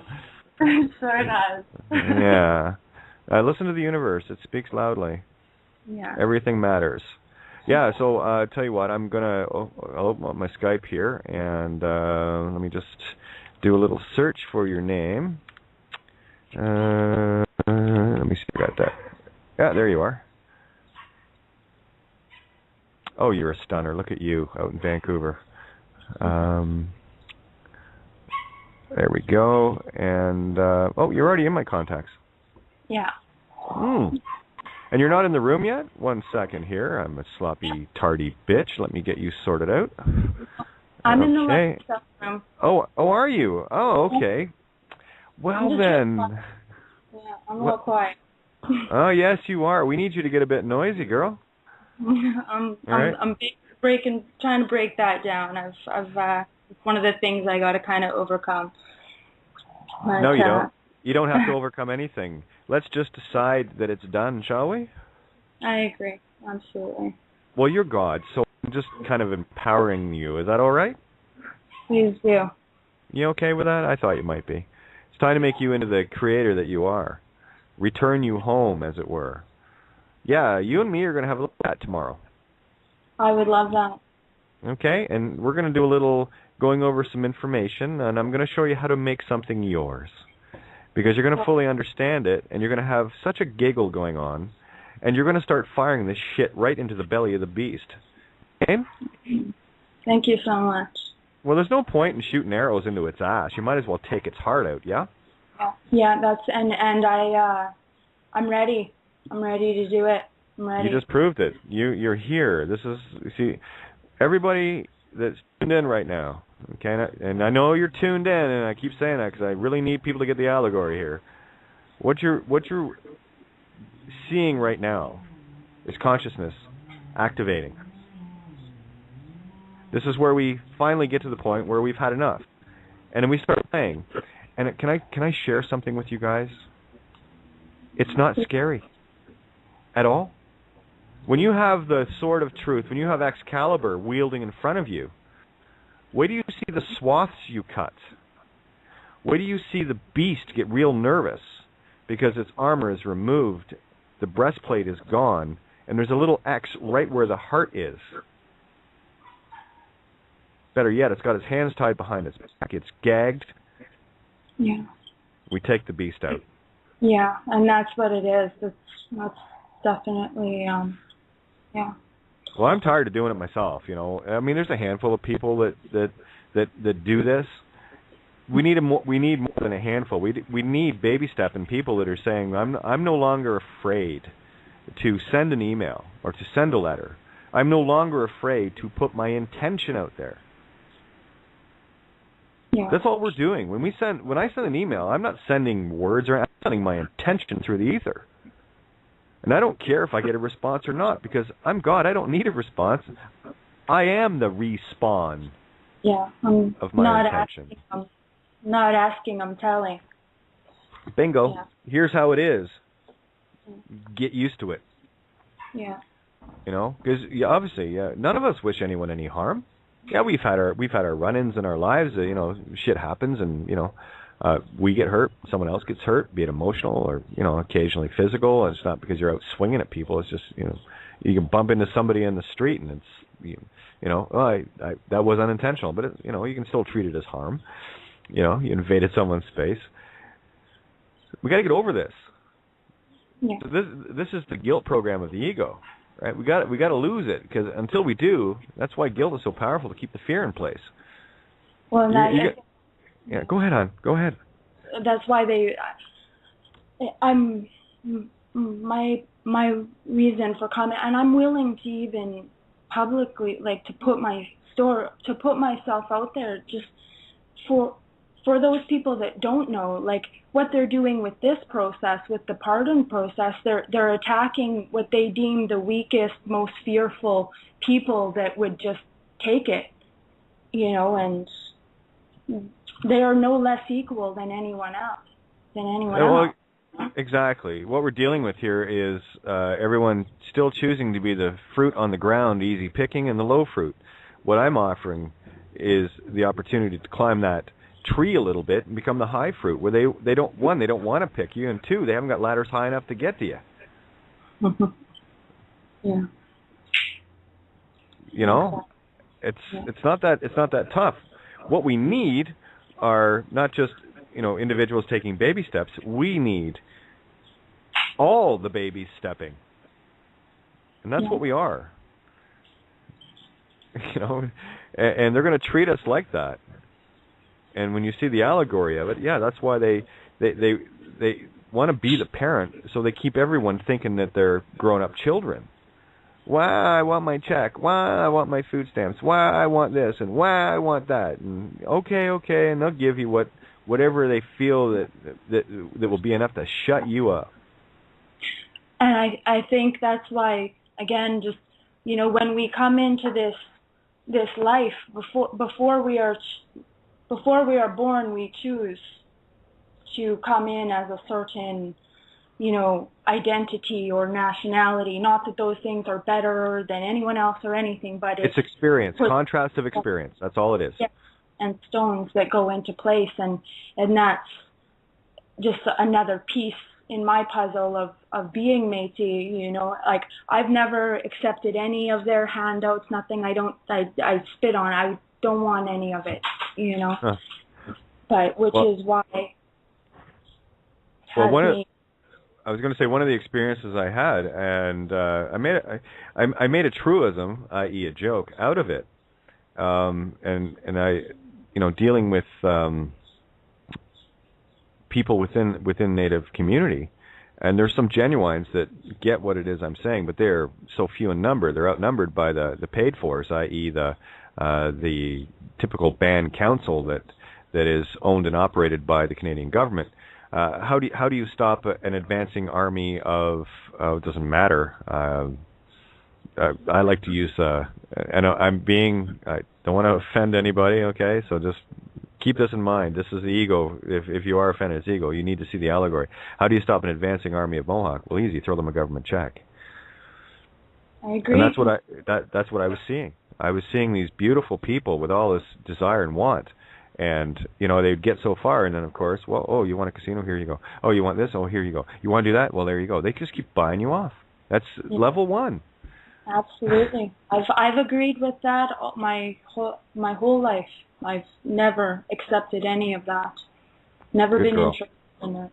No. So you're Métis, so that means you're a two-spirit. It's funny you say that, yeah. Yeah, you, Ninja's a two-spirit too, aren't you, Ninja? Yeah, seemingly. So am I. Takes one to see one. You're a two-spirit is one who walks between worlds, and we can all choose to be that. Which worlds are you walking between? Me was masculine, feminine. I had to center on the energy.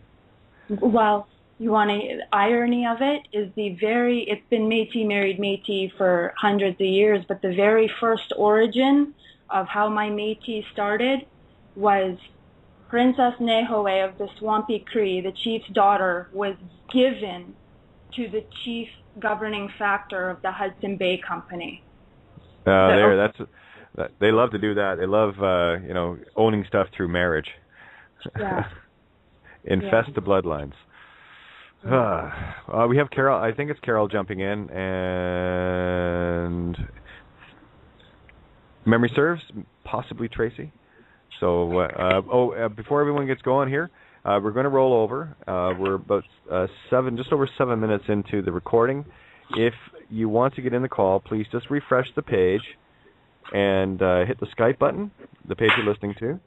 And if it doesn't happen first time, just refresh it. Well, I had to go through all this. It's a nightmare. It's a pain in the ass, but it does work, okay? Or call in at area code 661-467-2401. And while I'm at it, I'm going to do my shout-out to the beautiful intent that has been given and received from criticalmassradio.co.uk. Paul, Giovanni, Lisa, the crew, Ben, who follows my show on Tuesdays, everybody there. Yeah, I'm gonna do my best to get to know everybody a whole lot better. Thank you guys so much for. Here we are for this table. Thank you. Okay, so. Hello. Hey, how are you? Good. How are you? Good. So what's up with you? Good. Well, I wasn't sure if Carol's on. I would like to hear her. Is she coming on to say hello? I was thinking. Think Carol might be coming on? Well, yeah, it's. I think it might be her, but I'm not sure. I've opened up all the lines, so whoever hasn't said anything yet, you're the one you're the one we're waiting for. Oh, that's nice because I'm so bossy. I just jumped in on just now, and I didn't hear our original sister's name, but I did get her birthday, and I was wondering if she'd be willing to give her time and place of birth, so if I can help her out with astrology to understand herself, if she would like. Awesome. Thank you so much. I was born in Saskatoon, Saskatchewan. I'm sorry. There's a long name. Can you spell it for me? Saskatoon. Saskatoon.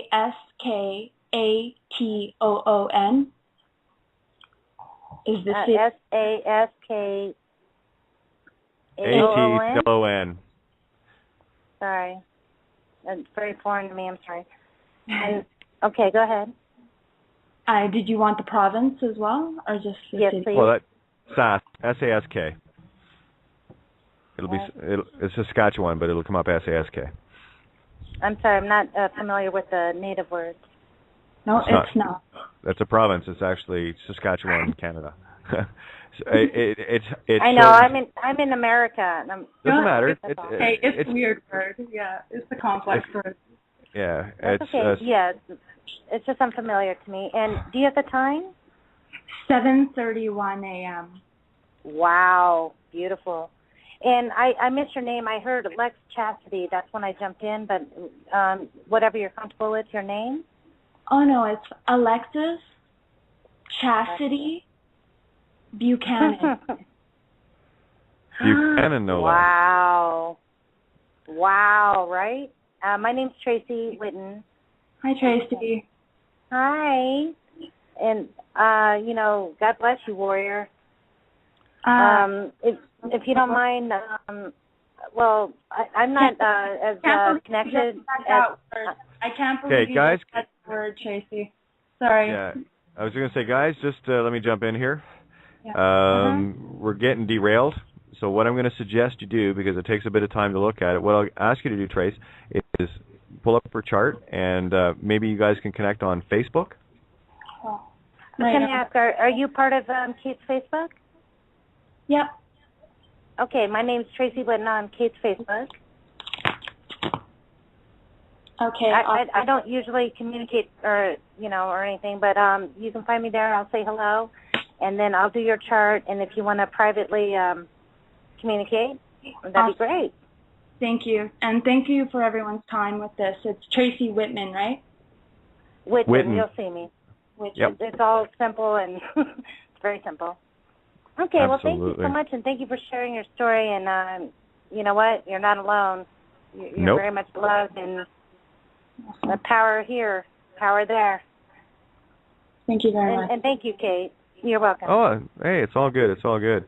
The number that hasn't spoken up yet is 111-111-1111. So I don't know who the hell that is. Don't invite it.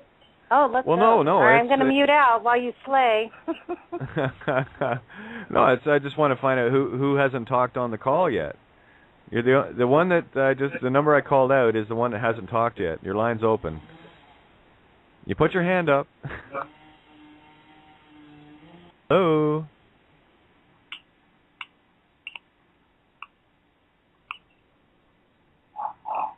Anybody there? Okay, I'm not hearing you. I'm only hearing a chainsaw. Yeah, that's all I'm hearing. Pencil or something in the background. So yep. that and the weed whacker. That's me though. That's on this end. Okay, well I'll mute that back out then. Obviously they don't want to jump in here, so I know who's involved in the call. Yes, by all means, guys. Put your hand up if you want to jump in here. But excuse me. I'll tell you what resonated with me, Alexis, is that is the name of my main writing guitar. Did you know that? No. So I'm looking for the allegories here, right? That's why I mentioned the fact that you're Métis is two-spirit. So I look for connections, you know. So I just got word from Kevin. He's having a hell of an issue trying to get in here. I want to hear from Kevin tonight, so I'm going to drag his ass in. I don't like doing this because it overloads my Skype, but it should be okay with one. Now, let me see. Oops, better go to that first. And do this. And hopefully Kevin's there. We got a minute till we roll over. Yeah, there's a bit of background noise, guys, so if you can mute out, that would be great, if you're not talking. Do you want me to show off? Oh, yeah, you'll have to turn it off, Kevin. That was you. Sorry. Okay. Okay, I'll get that done. Hopefully Kevin's there. Yeah, because you're in the show now. You don't need to listen to it. You are it. You're in the show in real time. No more delay. Oh, excellent. There you are. How nice to be out there and not panicking so much. Thank you for the nice input to get me in. No worries. Hey, Kat, it's my lovely Kevin from London. Hello, darling. Hello, my wee girl, and how are you? I'm very well. How are you? I recognise that voice anywhere. It is a lovely Welsh accent, but last time Kate heard it with Santos, I sounded like a screaming banshee. There you are. How are you, Miranda? I'm very well, darling. Very well indeed. And I spoke to Andrew the other day. Oh, Mr. Weber, yes, I've been on to him, and he's going to come on the Kate Show. It's a definite. But he's going to he's writing a book. I don't know if you knew. This is the last message I got, so he's a bit busy at the moment. But our wee man is going to come on and we're going to get the other half of the show right along with us. Brilliant, brilliant. Yeah, I had mentioned that when you told me that Andrew was writing the book, and I did mention that he would definitely be on it some point whenever his schedule permitted and allowed for it. So thank you very much for that. It'd be great to hear from the Wee Master. You know, he is, honestly. I was so lucky to have him for a house guest for a week, and the knowledge that he inputted into me over that week was just so simple and easy. You know, I'm not a big word person. I like simple, easy ways. And he explained it so easy to me. It was simple. And I'm now at the stage pretty much of drinking it in front of people in the underground. Expect a few videos soon. Nothing like planting the seed in real time. That's why I love you, Kevin. Fearless. See, that's what I'm talking about. Now, here's a guy that will drink his wee in the friggin' subway underground, and has an issue coming on. Are you kidding me, Kevin? Oh my God. Really? Seriously? Well done. Well done. Hey, Kevin. Hello. Is that Ninja? Hello, yeah, hi. there. Are you in London? I am in London, Ninja, yes. Finsbury Park district. Oh, I know it. Yeah, give my love to London and the Underground. I miss it sometimes, but not very much. Because I am from London myself. I don't blame you. Sometimes I wonder what I'm doing here, but I've got to take the fight to them. And I like to punch above my weight. And, punch above your weight. Kevin, can you do me a favor? I can. Can you set your Skype to Do Not Disturb? Stops all the beeps. I can do that. Please? Believe I can. Do Wait. not got you.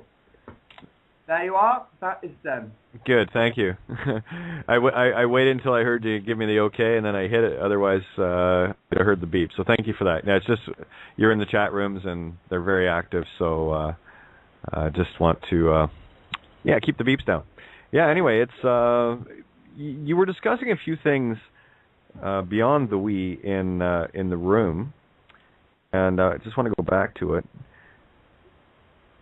There was about the number 22. What was your resonation on that? Oh, 22. Oh, my dear.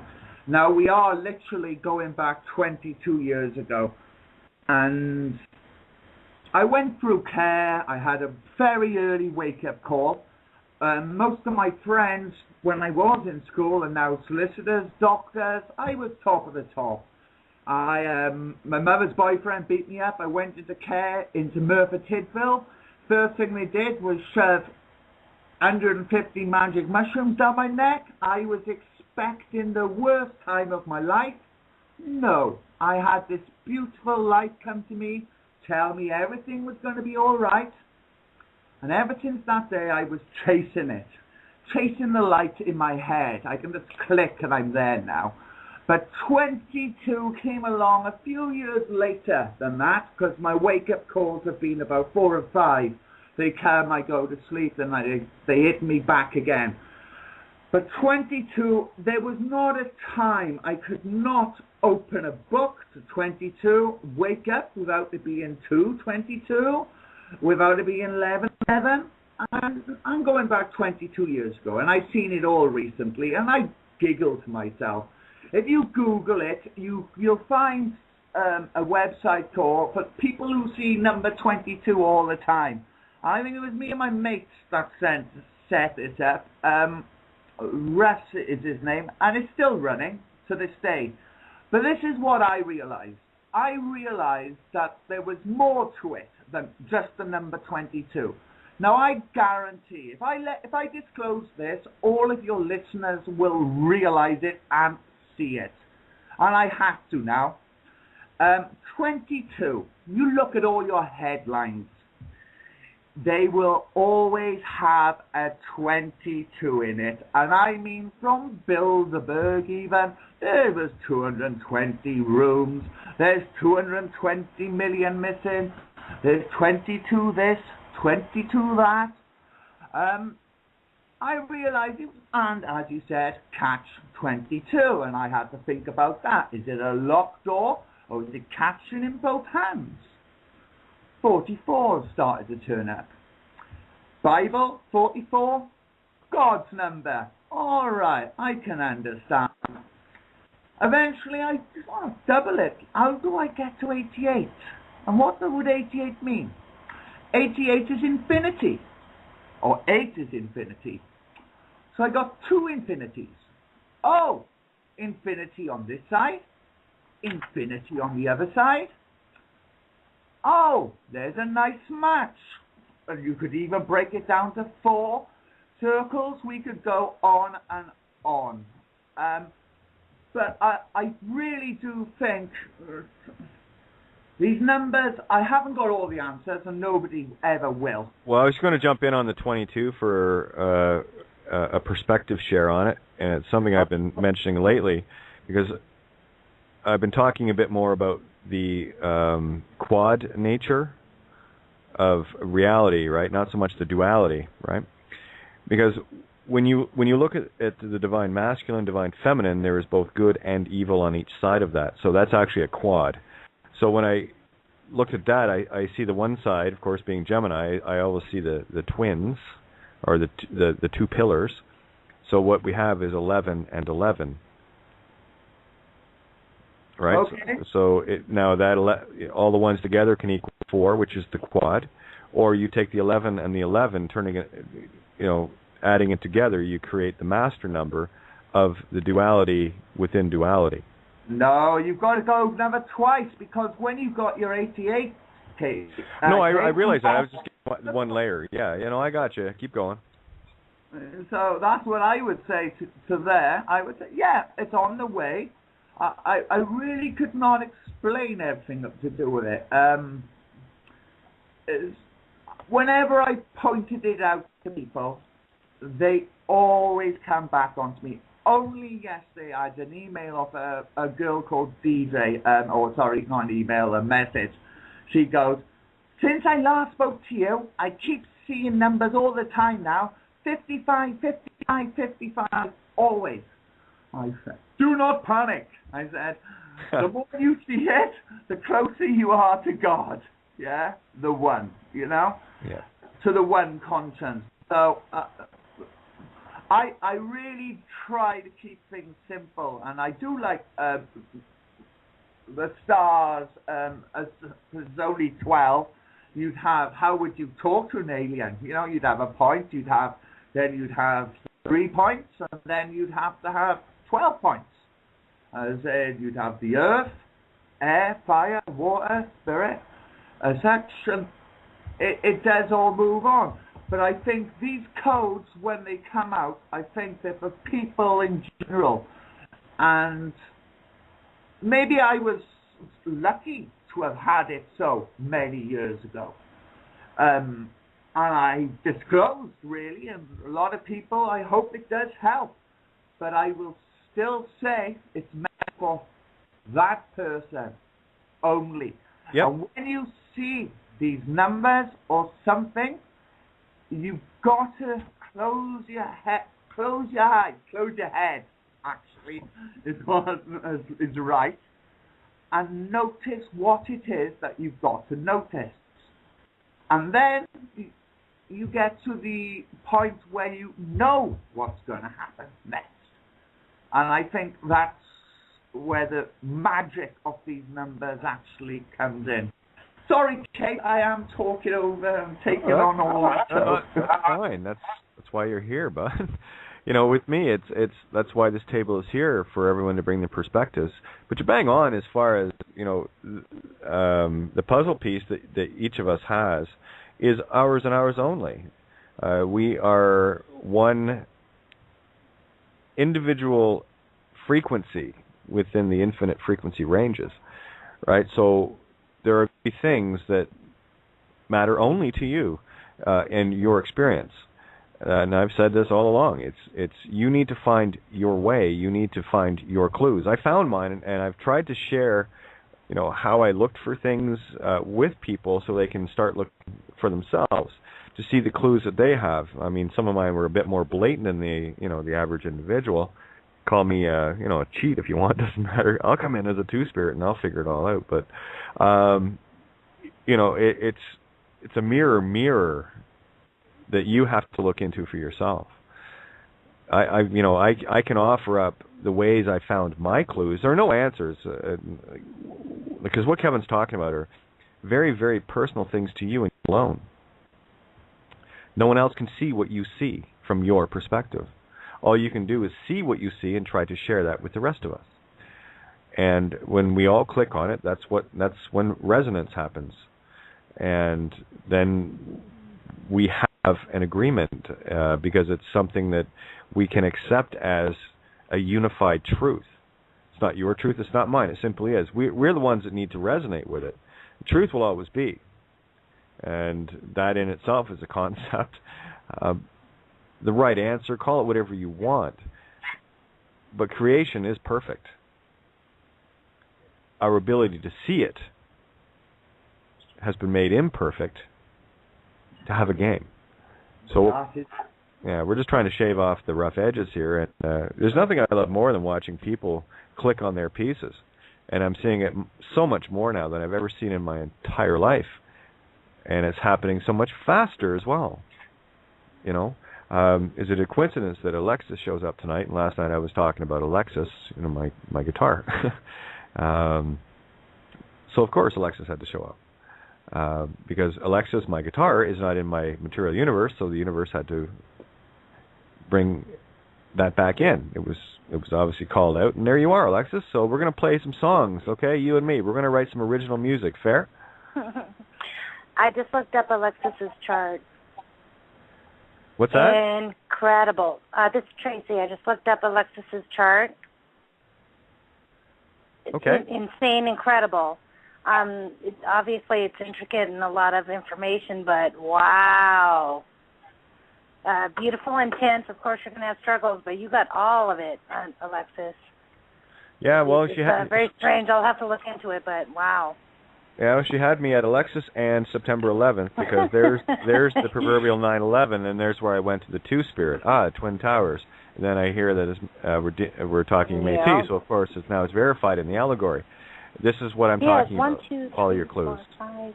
She has 5 planets in Libra in the first house. That's incredible. Here to fix a few things, are you, Alexis? And she has the sun in the 12th, which means she's a repeating spirit. So she came on purpose, for sure. Tracy, where's her Chiron? I'm sorry? Where's her Chiron? Let me look a second. I don't think I put it in this particular chart, but it is possible. You're part of this Ninja, yeah? You're part of the Facebook, right? Of Kids Facebook? I have to make sure that I got the information correct. Sorry, hey, Tracy, whose Facebook? Kate. Oh, okay. I was hearing something else. Go ahead, keep going. I just want to make sure everyone got it. It's Kate.Renee.5. There you go. Yes, correct. I don't participate. I only participate in 2 Facebooks.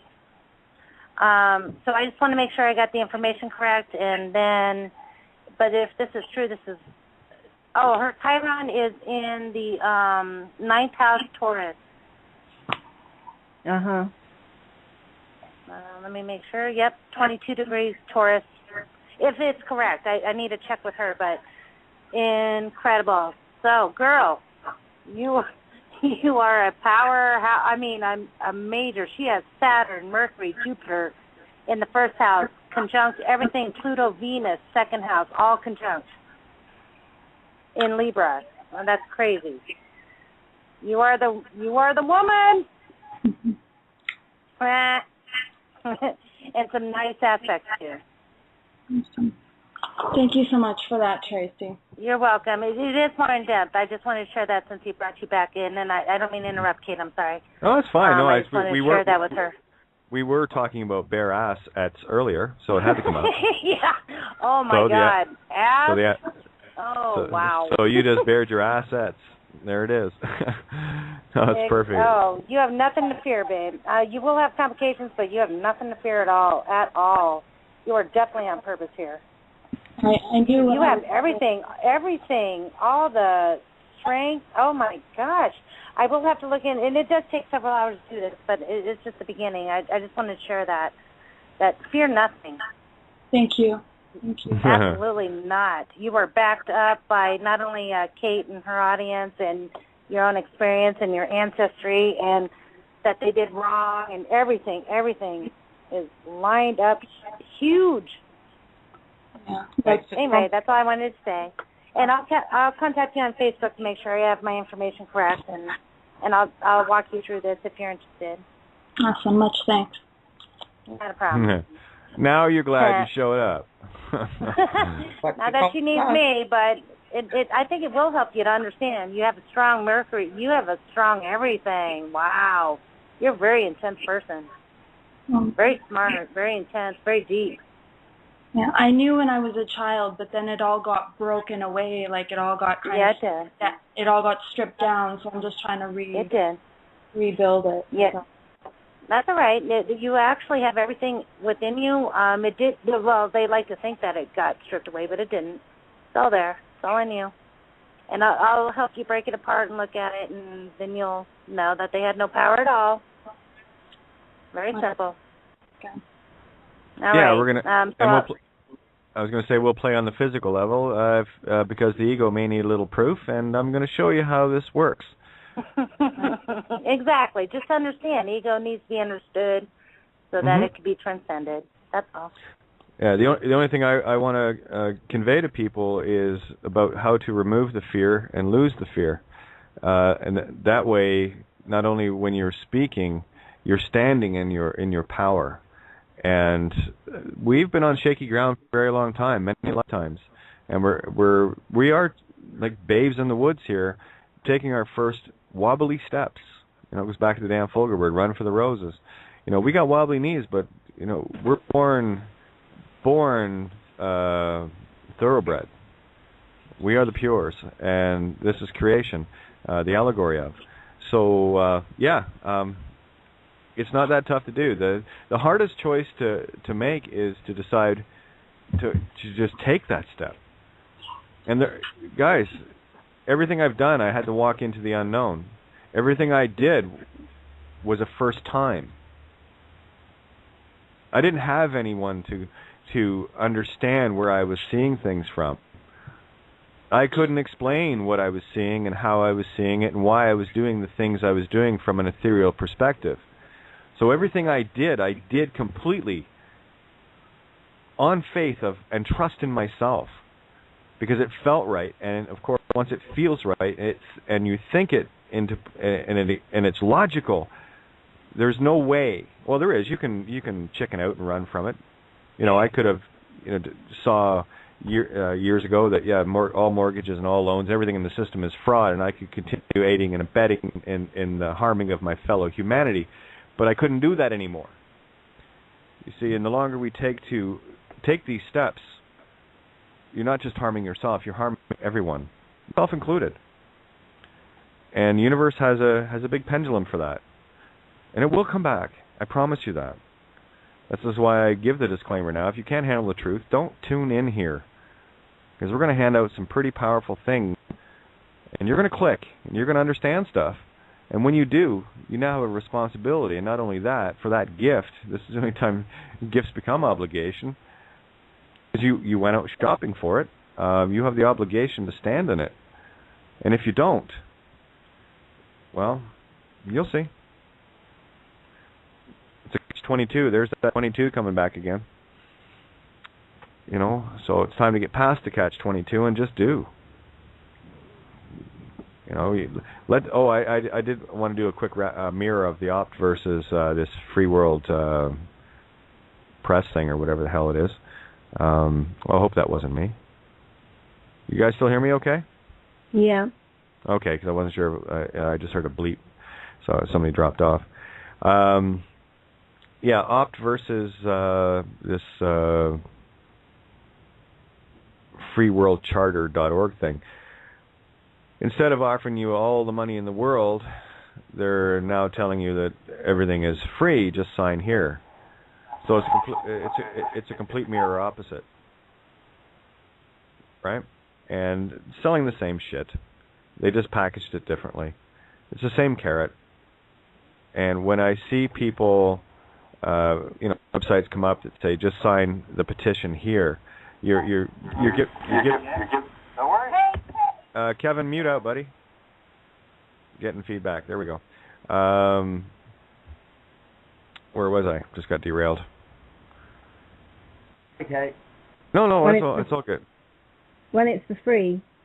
Oh yeah. Well, signing again, here. Yeah, signing. You're giving away your divine feminine essence. Anytime you agree with something as a savior outside of you, and that's all these things are. If they look like they're there to sign here, we're going to save the world, we're going to save you, we're going to save everybody. That is a savior program. Learn to see them immediately, spot them. And if they're asking for your signature, they're asking for your soul. Remember the allegory of the devil, selling the devil your soul? Just sign here. Anytime you see just sign here anywhere, that's exactly what you're doing. You vote, you give away your power. You voted someone via election or electricity into power, and it's your power that they've taken. They haven't actually taken it. You've gifted it to them. And when the hammers of Hades start coming down based on government decisions, this is like what you said earlier, Alexis, about Harper and the gang changing the rules. What the fuck do you expect from lawyers? That's what they do. They do it all the time. They make the rules that they want everyone to follow, and as soon as we find the way around them, they change them. That's what system does. And this is you want to invite these people over for a game of Monopoly? They won't get once around the board before someone's slugging them. You know, you want to put the fox in charge of the hen house, then expect your chickens to get eaten. And it's your own damn fault. You want to play with a whore, expect herpes. That's how it works. And herpes, that's the gift that keeps on giving. That's a lifer. So it's time to remove the cysts. That's what herpes is, cysts, right? To get out of the system. Oh, it all connects back. Everything is an allegory within an allegory everywhere. You can follow that trail everywhere, and everything connects. Quite the web we have here. But once you understand how the web works, now you can climb it like a spider. And become the spider woman of creation. The allegory from the natives, I believe.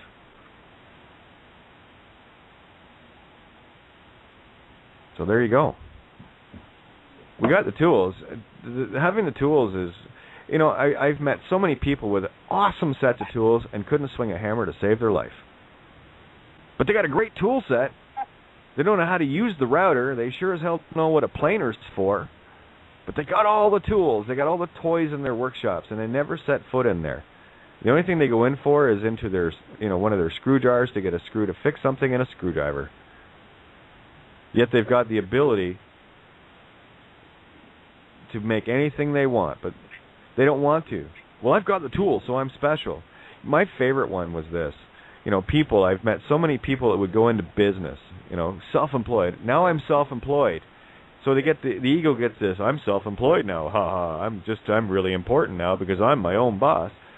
And 90+% of those businesses fail in the first year. Why? Because they forget that they actually still have to work. And here was the thing. I used to say this all the time. You know, as being a self-employed general contractor and musician, I only had to work half days. I just had to choose which 12 hours I was going to work.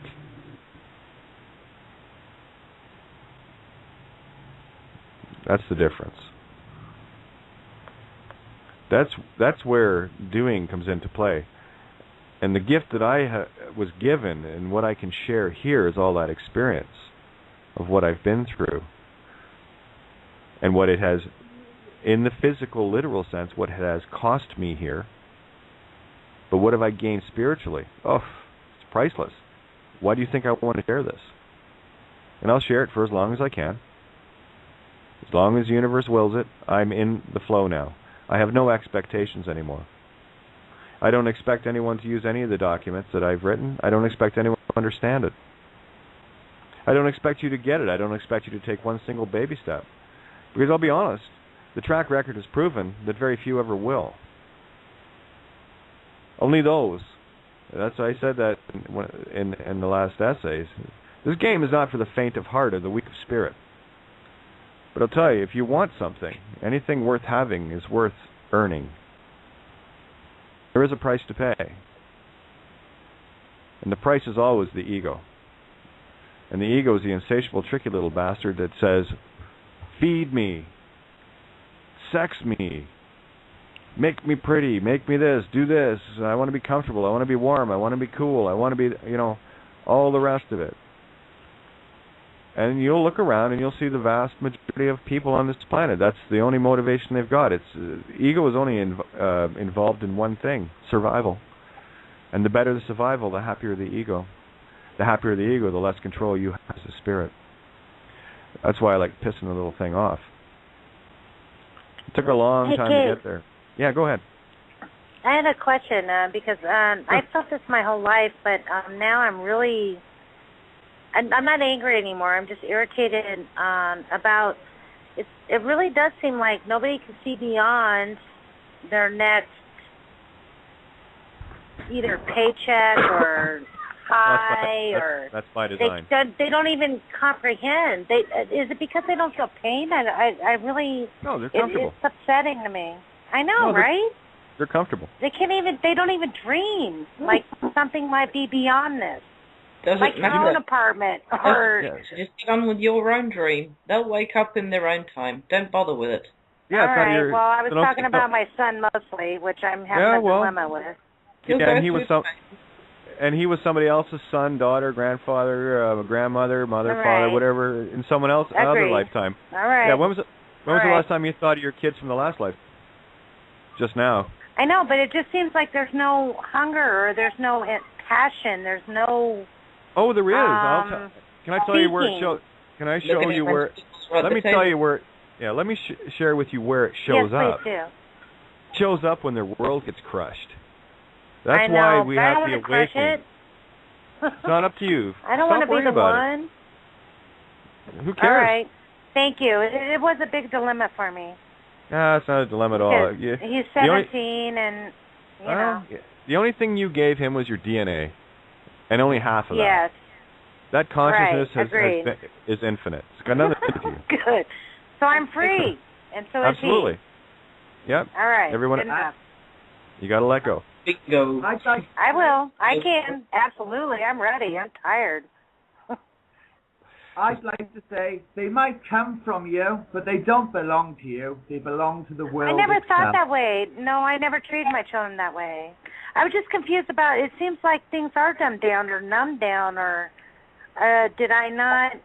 Seems. Was I not strong enough or hard enough? You know, there's no pain is a motivator. I know it sucks on this 3D, but pain motivated me to go out into the world. You know.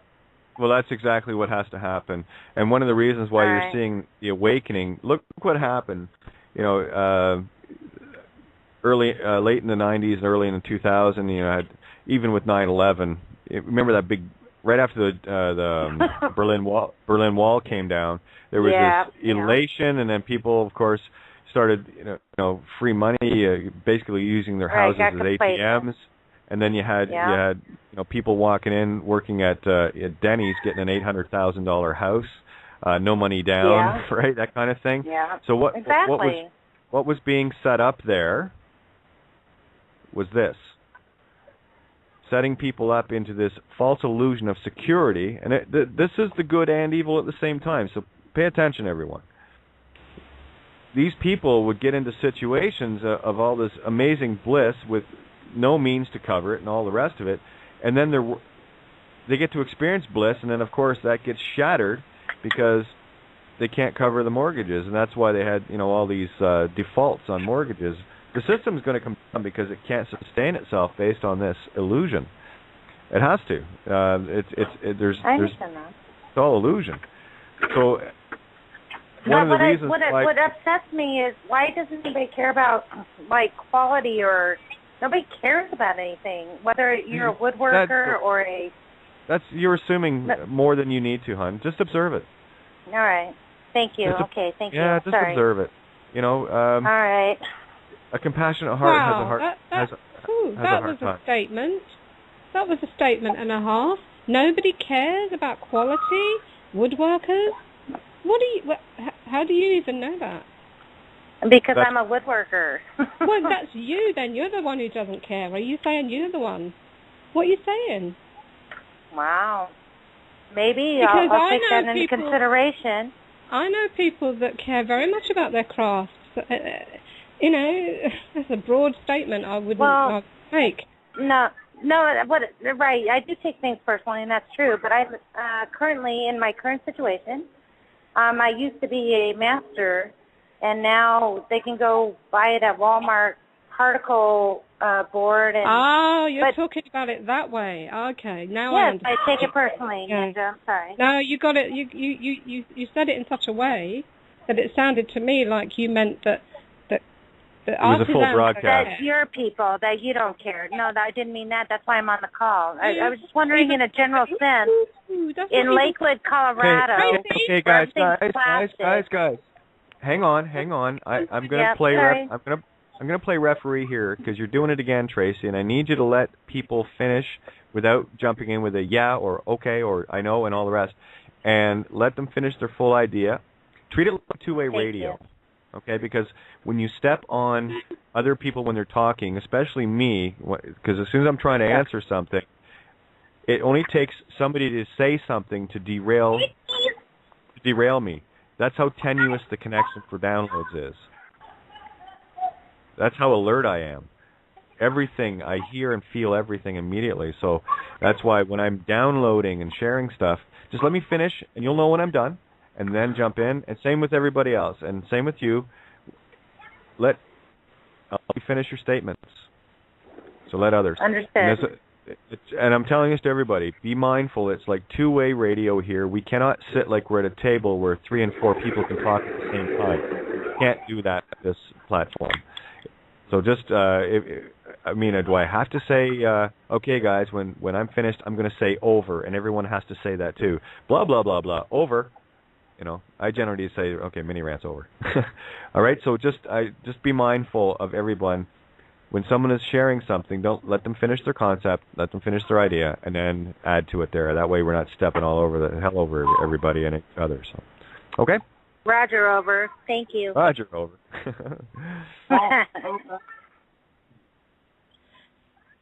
Yeah, apologies for interrupting you there, Kate. I did that. I'm aware of it now. No, but it's just, I can't believe that I get riled because I buy into it, and I really need to stop doing that.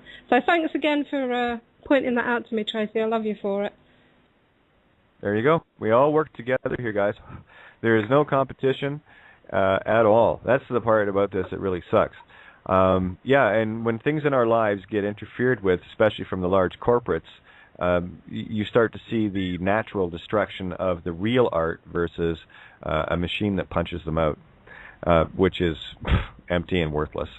Trinkets and garbage, as I call it. Walk into any Walmart or Tesco, and all I see is a future landfill site. Agreed. And I just wanted to say and I'm sorry to interrupt you, I just want to say to Ninja that that's the world I'm seeing in my care about real. That's what I was expressing, not generalizing to people that on this call, of course. Duh. That's fine. It's not even what I meant. What I meant was I had misunderstood your original meaning, and your original meaning is I agree with. And I know people who are like you, artisans, who care about their craft, but I thought that's what you meant the other way. So that's fine. Thank you, Ninja. I just meant about my son. I was concerned. That's all. And I didn't take it personal. That my statement. Well, we have to stop taking things personal. That's ego. Okay? And we have to start looking as neutral observers. It is not that you don't care. We don't care about our children or our families or our friends and everybody else. We do. This is how we show it, by letting them have their beingness, what they're experiencing, and just be the observer. Because you're going to get a lot more. You're going to get more flies with honey than you will with vinegar. Go ahead, Bindi. I've got an idea for you, Tracy. Maybe you've thought of this yourself. I'm an artist as well. I paint. People usually go to IKEA instead of buy or get artwork from me, so I know exactly where you're coming from. What I've done is started giving it away. I'm flooding the system. I'd rather people have original work for free than buy shit at IKEA. I agree. The system. I liked when I gave my son tools, and he enjoyed it, and then he got distracted, and maybe he'll come back to tools. I don't know if he will, but don't worry. I'm with Kate. Let him have his experience. It just hurts my heart a little bit that everything's plastic. That's the compassionate heart, and this is how I know where compassion lies. Yes, we want to do that, but keep in mind, trespassing on free will choice. It goes back to the whole rescue or savior program, right? When we go out of our way to rescue someone, especially all the time or numerous times, we're impinging on their own ability to stand on their own 2 feet. And of course, in my case, it always turns out that all the very people that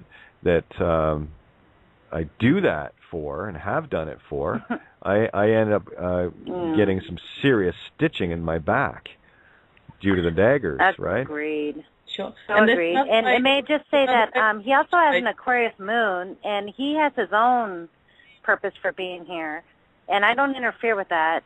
And I know he knows quality, and he's a lot different than I am in many ways, and I don't understand it, and I don't mind him being him. It's just a separation thing that I'm going through, and thank you for your compassion to the panel. Yeah, you love him enough to let him go. You know, it's like looking at a child that's making its way towards an electrical outlet with a fork. You know, we're going to do our best to. Yes. But you know, eventually, hang on, eventually, you know, they're going to get to the socket when you're not there, and you know, you can see it and be there and try to stop them. But that cookie jar is a big lure, and they'll get there and they'll stick the fork or the knife in the socket, and they'll get a good zap from it, and they'll learn for themselves that I better not do that anymore. You know. And as an Aquarius moon, he'll probably get shocked and get an inspiration download and do his own thing, you know. That's why they call them shock raws. Okay, that's why we have to climb up our electrical ladder called the Kundalini. The 7 vices cover that. There's your 7 seals, your say-alls. There's your 7 C's, and the C note has to be the open note of love. That's why C is an open O. It's got a part of the O cut away so that everything can flow in freely and out freely. That's why compassion begins with C. Right? That helped me out so much. Thank you. Thank you to y'all. It really did help me. It's all good. It's all good. Tracy? Yes? Radiate your craft by doing it, and your son will be more attracted to what you're doing than if you try and put the tools in his hands. Maybe he's a metal worker. I don't know. You know, whatever. Maybe I'm wood and he's metal. No. Look in the mirror. Look at yourself. You radiate your craft and forget him. That will have more effect on his creative side than putting tools in his hand. All right, because I'm really ready to go do what I need to do. You know, that was a 20-year commitment, and I'm ready. There you are. That's it. Do it. Yep. Do it. Yep. Do it now. You know. Roger, over. Yeah, because we'll spend our lives, and this is one of the things you'll see in society on the grand scale of parents living vicariously through their children. You'll see them. The bumper stickers. My student is a straight, or my son or my daughter is a straight A student. My son or my daughter goes to this school. My son or daughter graduated this school, and you know, you see the parents wanting to live what they missed in their own lives through their children. So it is. It's another proxymoron. Yeah, this is. It's okay. What you're dealing with is creative theft. And how dare we? You know, it's like I said to both of my daughters. I never put a guitar or anything in their hands. If they wanted it, and both of them sing like angels, by the way. Imagine that. But my youngest daughter, she asked about violin. She was fascinated with violin, so I went out and I got her a violin.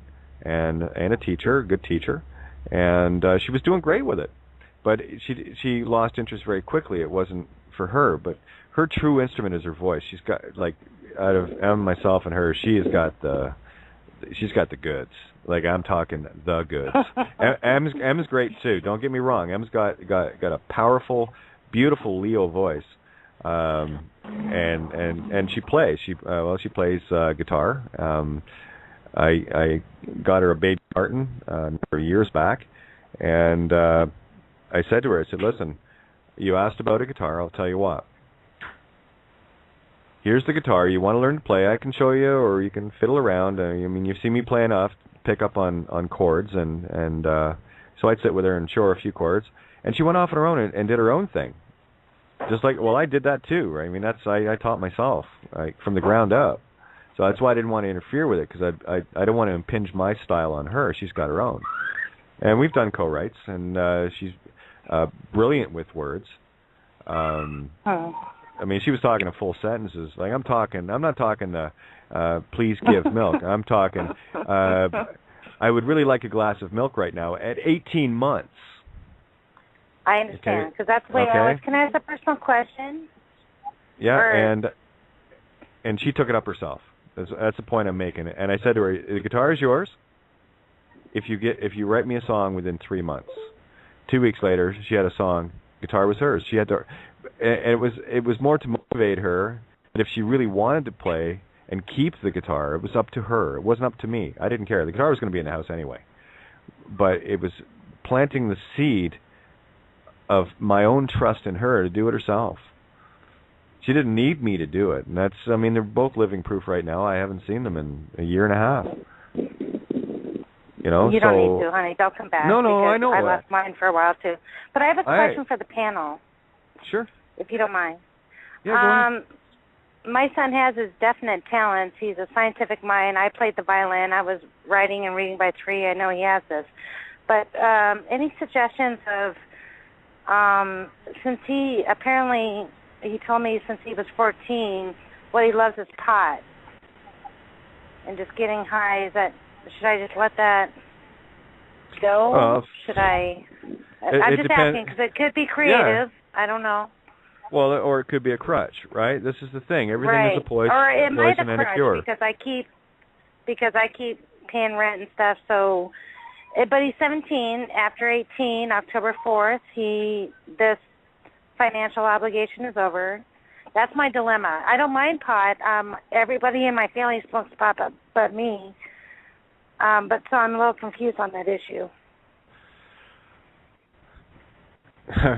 Whatever. How do you answer that? It's like he's going to have to make his own choices. He's going to have to make his own choices. But I should let him pay the consequences of those choices. You've got to blooming well let him make his own choices and step right back to me. Mm-hmm. That's how I feel too, because I can't keep providing. I have my own goals, not financial, not being popular, successful, or anything. I have my own. I'm a researcher. I have things to do, and I'd like to be free too. That's what I'm saying. Yeah, absolutely. Is that wrong? Tracy, cut the umbilical. Cut the umbilical. Yeah. You still sound like a big clingy mom. You're both pulling in a different... Well, I love them, honey. I know you do. I love my kids too. Let them go. If you love it, set it free. Yeah. Well, I have to wait till legally he's 18, but I am. That's exactly what I'm doing. Look, you just placed a limitation on yourself. You placed a systemic limitation on yourself. The answers are there. Have a look. All right. kateofgaia.wordpress.com. It's time for you to stop believing in the limitations of system, because that's exactly where you are. That is a pure ego fear program. Okay. It's time to start dealing the beast. Like I said to Alexis, and I'm going to have a chat with Alexis tomorrow, and we're going to go over a few things, and I'll give her some direction. I'm hoping I can get a hold of Patty Woods tomorrow as well. There's someone that's kicking some serious ass. Yay, go Patty. Well, she's getting the... here's a beautiful example of this. Here's someone that came in, and when I first talked to her, she was still heavily in the religiocosis program, but she knew it was broken. She just didn't know how to say it. And, because she was using terms like the Lord said me this and that. And I said, that's you, hun. There's no Lord. There's you. That's just you.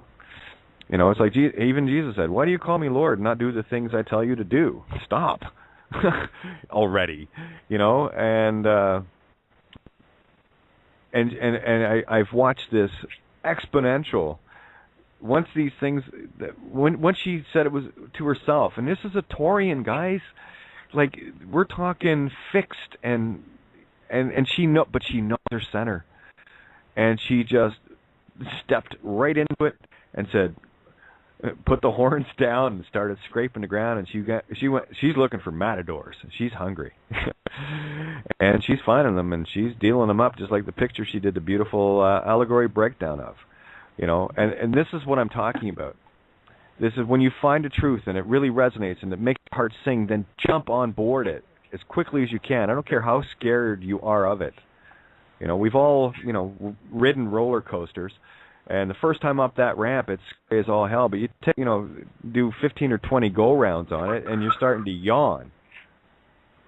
Yeah, because I'm not scared of anything. I have bigger fish. I have a purpose, my own purpose. And so does he. And I'm not afraid, absolutely. I'm so ready. Oh, ready. Well, then do it. then just do it. Yeah, stop talking about it, Tracy. It seems that you're putting every obstacle in your way that you don't have to go do this thing that you keep saying you're going to go do.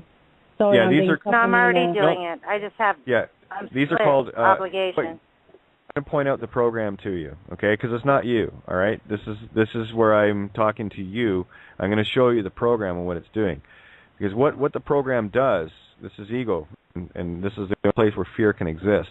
When we set limitations, what we're doing is we're actually creating justifiers as to why I shouldn't do it because this is going to happen. Those limitations. That's an ego program. It's pure survival, and it is pure emotion. Stop. No motion. Ego. No go. Yep. Justification to fail. Well, and I will not fail. So I have to let it go and go. The bigger one, though, Tracy, is the justifier to not even do anything for fear of failing. No, I am doing something. I'm just split at the moment. I have obligations. That's all. No, I hear you, hon. See, you just gave me another justifier. Sorry. No, I'm not sorry. Don't apologize. That was the truth, so. Right. Look at what we're doing to ourselves and our limitations. We're the only ones. I'm speaking from pure experience here. I'm the only one that places limitations on me. No one else. It's only if I agree with the limitations that others have, by listening to them and being part of their co-creation. That's how we all got trapped in this. God, it's so inspirational. All right. Well, I don't call in very much, but yep. I hear you. I hear all of you guys. Thank you, Ninja, and thank you, Miranda. I can't remember the other lady. Miranda. Yeah, ma'am. Thanks. Or Miranda. That's Miranda. Thank you. Thank you so much. I'm going to mute out and listen. Okay, doke. Thank you all. Yeah, and Donna, I've opened up your line. I don't know if you heard it or not. And everyone's line is open that had hands up, so feel free, jump in, eh? Hi, Kate. Hey, how are ya? Hi, everyone. Hello. Hello.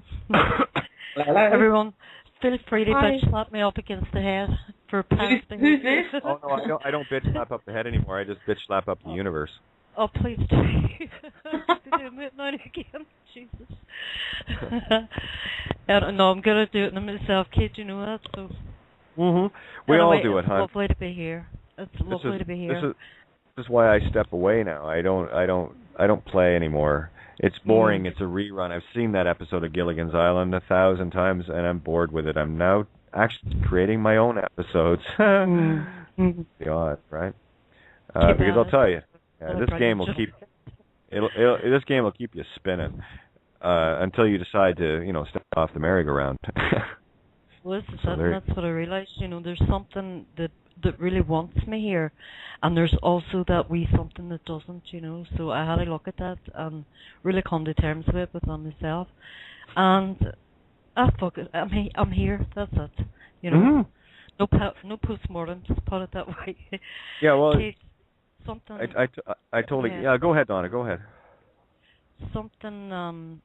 When you were chatting there, you covered so much stuff this evening, but just to go back to the numbers there, I was thinking about what you were talking about in 22s, and the 22, the 2 and 2 adding up to 4, the 4 that being the number of completion. Yeah. I thought that was very, very prevalent at the minute. Another thing that happened, I come across a wee deck called the Truth Seeker's Tarot, and while you were chatting there, go ahead, guys. I think I have to move the car, so just give me a sec. Right, okay. Carry on. While you were chatting there about the cards, I shuffled the deck, and 4 cards fell onto the floor. And they are the 4 of Pentacles, the 5 of Pentacles, the 6 of Pentacles, and the 7 of Pentacles. Now, were they all in order, Donna? Were they all in order? They were all, yes, all in order, Miranda. And the book I have here, it's very basic. It just gives a very, very basic outline of the cards, So if you want to take them, because all the decks are basically the same anyway, if you want to take them and read them from your own decks, if one of you could do that, if you have one handy, it'd be great. False alarm. I think Miranda, didn't you mean was the whole deck in order before she started to shuffle it? Yeah. Oh, no. That's what I thought. No, because I have had it now for 4 or 5 days, and I've been shuffling away at it, so there was no way that, because I've been pulling these cards out. Okay, then so it is really well. On our spreads as well. So that's what I say. While I was shuffling the deck, the 4 cards fell onto the floor, face downwards, and when I lifted them and looked, it was the 4, 5, 6, and 7 of Pentacles. And you do know that if you add that together, it's 22. There you go. Oh, there you are. Shit, I didn't even do that. There you are. No coincidence, say. Yeah. Yeah, and it's no coincidence that there are 22 cards in the major arcana. Imagine that, eh? May I add something about the odd pentacle numbers on the tarot? Go ahead. Much difficulty, though, but of course at 22, you'll succeed, but you're exactly where you need to be. And was this Mim? Donna. Who is it? Hi, Donna. This is Tracy. Odd numbers are very difficult, but I mostly deal in astrology, so if I could see that, I would be able to use the language better, but much difficulty, but of course you'll succeed. So when you said that you chose to come into this, you are totally qualified. It will be difficult, but you're the lady we need. Thank you.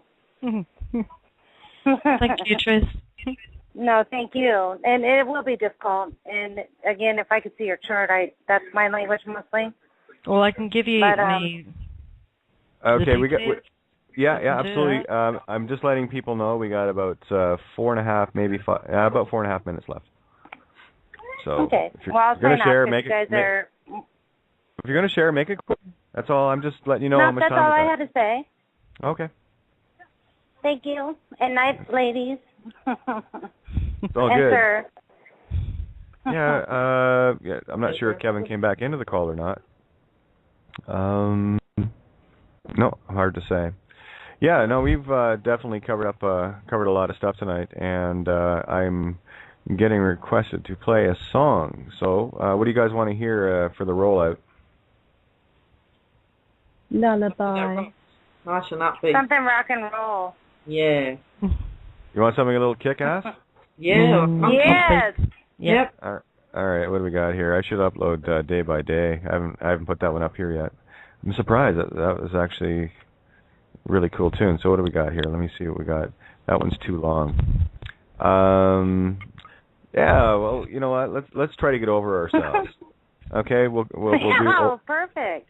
We'll do Over Me. So here you go, guys, and the song won't finish before it rolls out. So pay attention to the last words that are cut off, and you'll see exactly what you need to. This is what I do every night, so I love it. All right, guys. So much gratitude. Thank you guys so much, and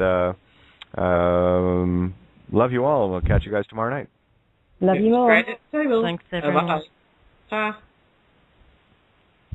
You're listening to Critical Mass Radio. Now it's our turn.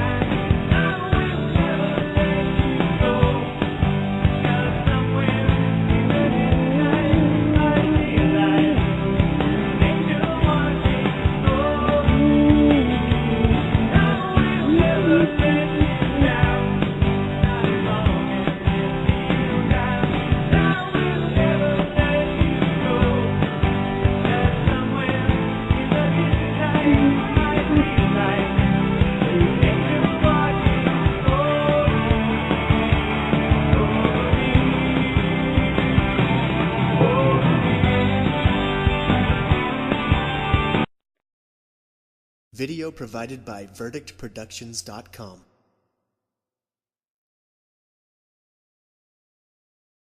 Oh, it's nice to see you. We don't see many of you very often.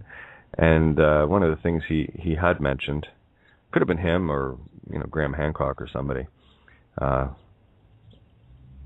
about this elephant-type creature, whatever, laughing. Might even have been what was the guy's name? He was all about sigils, cartoon artist. Believe he's from Scotland, but anyway, for Marvel Comics and had done some serious DMT investigations, and that was another underlying theme as well of those on the other side laughing. And I pondered it, and I thought, what the hell are they laughing at? And then I thought, well, hey, they're probably laughing at us and watching us trip our way through this physical realm, and time and time and time again. And it probably just keeps getting funnier every time, each of us fails at a lifetime, and we have to come back and do it again. And we probably get the hook up in between and going, yeah, I howled when you did that, and oh, look how upset you got there, and look what you did there, and and you feel like a right idiot when you stop and think about it and how we've reacted to so many things. This is why we got to start learning to laugh at ourselves. There was a movie years back where I think Michael Douglas starred in it. He always seemed to be in really cool movies, but it was a great allegory. It was along the same lines of what I'm speaking of here, where this guy was so wealthy, he had more money than he could ever spend in 100 lifetimes, and he was bored. And his wife ended up getting him a very rare and very, very expensive birthday gift. And what this gift was, of course, he didn't know what the gift was she had went to this company that specializes in creating false flags for individuals.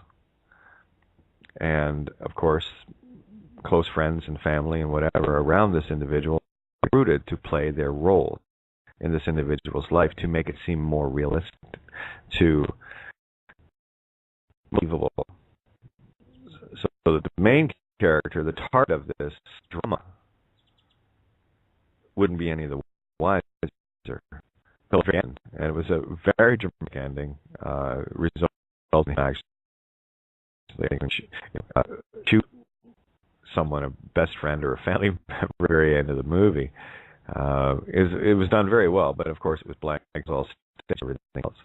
And when they finally told him what had happened, it was the best gift he ever had, because he had to live life on the edge. It was almost like this spy versus spy thing that started happening around him, and just these crazy, crazy things. And it was basically thrill a minute. And this guy was living the thrills. And to him, it was all very, very real. Everyone around him knew that they were just playing.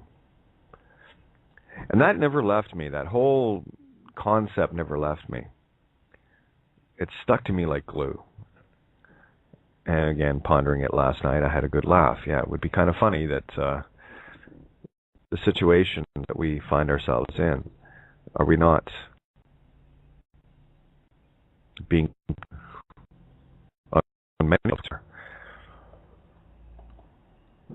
the trickster, the great trickster, of course, Loki or Logos, right?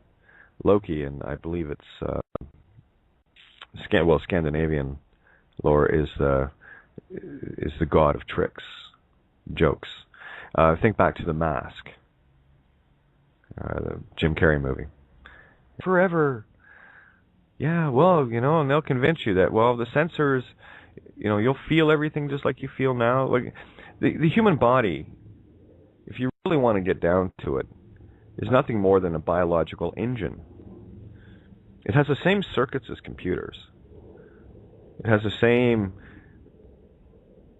basic, it's a carbon heat engine. And you're the driver. You're the heat. You're the purpose, the intent. And what I see happening, especially with things that lean towards technology, the sinking of Atlantis. Yet again, didn't we figure that one out before? I thought we did. When you start leaning on crutches, this, as you go back and listen back to the last few shows when Tony was on with me, you can see where I had, crossed my own Rubicon of saying I've had enough of the technological bullshit. I've had enough of the technological fucking garbage. Distractions of UFOs, distractions of free energy, distractions of all shit. It's all physical. It's all effect. It's all created. It's all past. I don't live in the past. I live in the now. Now, to try to describe what it is that I'm seeing, the picture for me isn't even that clear. I'm just following my heart. But I will tell you this. When something doesn't sit with me, doesn't resonate with my feeling, my empathic nature, my gut instincts, whether I know the mirror opposite of it or the creation I want to fully create or not, it's irrelevant. What I do have, though, is a mirrored backdrop that I can reflect upon for myself to look at and go, okay, well, don't want that. Oh, yeah, there's something there that's not involving this whole worship technology and what have you. And as I listen through a bit more, I'll show you how the opt-in and this world free world charter are mirrors to each other. Excuse me. What's I going to say there? Oh, as this little presentation video was only 6.5 minutes. I think I got 4.5 minutes into it, and I thought, no, okay. Like I said, I was turning my stomach. This individual was talking about so we can have better schools, better hospitals, and I was thinking, well, it smells like system to me. People say, well, Kate, what the hell are we going to do? Well, I don't know. I'll be blunt. I don't know.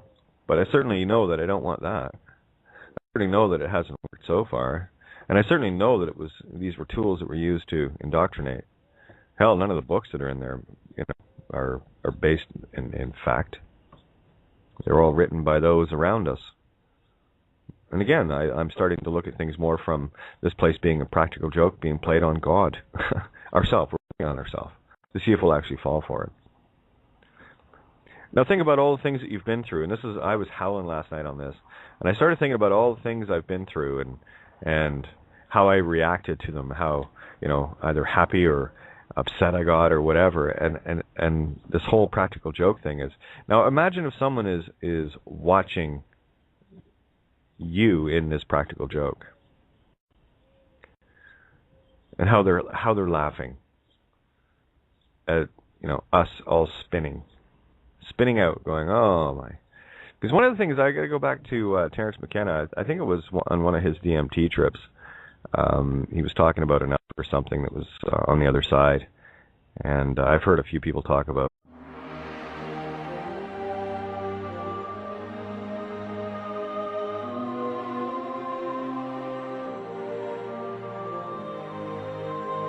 Please note the views and opinions expressed by the hosts on this show are not necessarily the views held by the station. You're listening to Critical Mass Radio. Now it's our turn. Well, good evening and welcome to Outside the Box, second installment for this Tuesday, July 2nd, July 3rd down under, obviously. Which should also help outline the illusion of time. Because we're all awake right now, regardless of what time it says. Isn't that funny? Huh. Yeah, just something to ponder. Yes, welcome to Outside the Box. I'm your host, Kate of Gaia. And we'll touch on a few things, I'm sure, tonight. I covered Ninja was on the show with me again this afternoon. Always a treat. And always good interaction. We covered the third installment of Raining Cats and Dogs, which, as I was reading through it, even more was getting unveiled. such is the nature of starting to see things in an allegorical versus literal sense. We have been so trained for so long to look at things literally, and we miss all the hidden meanings behind it. And I'm talking from a very spiritual level. You see, that is, for me, the very, very basis of the physical trap. When you put it in perspective of literal, and I mean literal in this sense, gods that you are, walling around trying to solve things in a physical world, that puts you at complete effect and under complete control, where your energies and intentions can be drained away. And they do it in many different ways. Most of it that you will see is always at a phase 1 level. Can they buy you? Are you buying it? And that can come in many forms. It can be a blood contract in Hollywood, or a blood contract in music, whatever the case may be. Where there are those that will always want to take the lion's share of everything of your creation from you. I experienced that firsthand, to which I said, no thanks, I'm good. Yeah, you can wave all the carrots in front of me that you want. Just be known, I don't particularly like carrots. So you're wasting your time. You can wave the brass ring all you want as well. They talk about when you win the prize, you win the brass ring.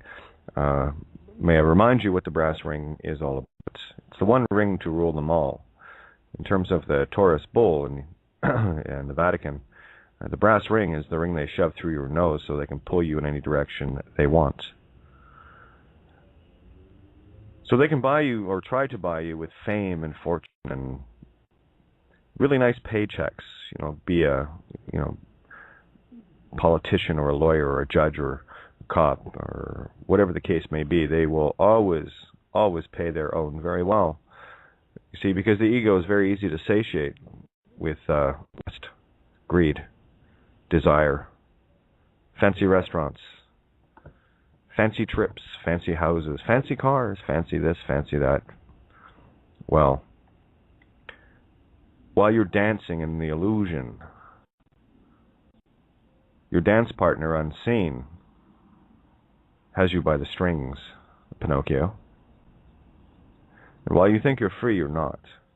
I just had a quick look all the way through it, because it doesn't take much to turn my stomach. So the more work I do on me, the more I see transmute in the exterior. It also helps to have that perspective of not taking things so literally. I would say just practice not taking things literally at all. And start feeling your way through this. Follow the yellow brick road. You have to lead with your nose, your heart. And what I'm asking, and this is the thing too, I will never ask of anyone anything that I haven't done myself a few fold over, just to make sure. I'm tenacious that way. I like to be very thorough. I get a hunch, I get a feeling, and then I take that hunch and put it into where I can observe it and analyze it from a neutral position, because it's very easy for the ego to slip in and start getting emotional about things. And don't kid yourself, I still get hit with that quite a few times a day. But I know what it is. And I go, there you are, okay, no problem. So I don't linger in it. It's that seed taking root again, where the plant and the roots are allowed to start digging back deep into your psyche again. This Garden of Eden has many weeds in it. And when you get busy, taking all the weeds out, this is allegory, okay? That's what the Garden of Eden is, your brain, right? And these seeds of discord, these seeds of doubt that have been planted in us, have poisoned each of our gardens of Eden. And I've spent a great many years being meticulous about picking those weeds out of my garden. There's still a few there. Don't kid yourself. I don't kid me. So I'm not going to even think of kidding you. The point is, I have the intent to keep my garden clean. And every so often I find a new breed of weed, but I pull it out and I get it out of my garden. I catalog it, don't get me wrong. I catalog it so I know what it is. And one of the things going way back, here's a few telltale signs for people as well. Now, I don't know when this freeworldcharter.org came out. All I saw it as was a complete allegorical mirror to what Op was selling. You know, the carrots they were waving. Just sign here, we'll take care of the rest of your life. Sounds an awful lot like a government to me personally, but that's different. In the case of this, it's saying about getting rid of all the money. We don't need money because we have, oh, wait a minute, technology. So first feeling I got was, oh, cool, more transhumanism. More crutches, more dependency upon those things that we have created in the physical instead of getting right to the nitty-gritty. As I've said before, the doll-eye law, fell in line with transhumanism, 2045.com. And when I saw that, I had to laugh. I'm thinking, oh yeah, Creator has to be a practical joker. Because here's one of the most revered, supposedly, nationally revered, spiritual leaders in the world, on the planet. You know, right from Tibet, right from, you know, spiritual center, as far as we're told. And to come out and support transhumanism, for a layman's description of transhumanism, is taking your consciousness from your meat stick and transplanting it into a cyborg, where you can live. When I see illusions being presented as solutions, it's in regards to the, was it freeworldcharter.org? I'll go back and I'll finish listening to it. I just want to get something in my stomach before I do that. It does. It literally nauseates me. It's an energy thing, right? What's the energy coming out of it? Not only a very gentle voice with a nice Southern Irish lilt to it, which of course, it has been voted that the Irish accent is the most popular accent in the world. Most loved. So of course they're going to use tools like that. And who's they? Well, they is us. In a perpetual state of trying to kid ourselves. In a perpetual state of practical joke, if you will. Are you going to keep falling for it, or are you going to start looking with real eyes? Instead of the ones that have been so well conditioned, so well trained, to only see things from a literal, very, very narrow viewpoint, very narrow perspective. The 1 millimeter slit to try to see the entire planet. I would wish you the best of luck with that. I personally chose to add a few more slits to that veil. As a matter of fact, I chainsawed it. I shredded it. Picture's quite clear. And what I saw, my first, I only deal with first impressions, first instincts, right? I follow my heart. I don't analyze stuff because that'll keep you going in circles forever. So I look at things and I come into it completely as an observer. What do I need to see? What do I need to hear? What do I need to feel? And I'm completely neutral. I don't go into anything with it'll tell you if there's anything, and especially in a position like where I'm at, there is a lot of things that would appeal to people. I've been here for so long now, and it's not that there's, quote, no hope, unquote. It's more that there's less chance of deception. Because I've seen too many supposedly wonderful things come along, and I took the bait on a few of them, the legal system and what have you. The intention was different. I wasn't looking for the freebies. I was just looking for truth. In the position I'm in right now, is one, as I've said before, and I wrote it in my essay and everything else. This is a position I will hold at all costs, to the very death, which is the illusion anyway. I'm not buying the bullshit anymore. And I'm doing my best to share that perspective with people. So what does, from what I got from this site, I mean, the first thing that hit me was sign the petition. As soon as I see anything that says sign this, the first thing out of my empathic nature says, bullshit! You see, because if you're dealing in a physical act, well, here's a question to all of you. And many of you have listened for a long time. Every single night, many of you. Let me ask you this. Have I ever asked anyone to sign anything? The answer is no. Because I know what that represents spiritually. I'm not interested in controlling anything but my own ego, to sort out my own universe, to clean it up, to ring true with the as within, so without,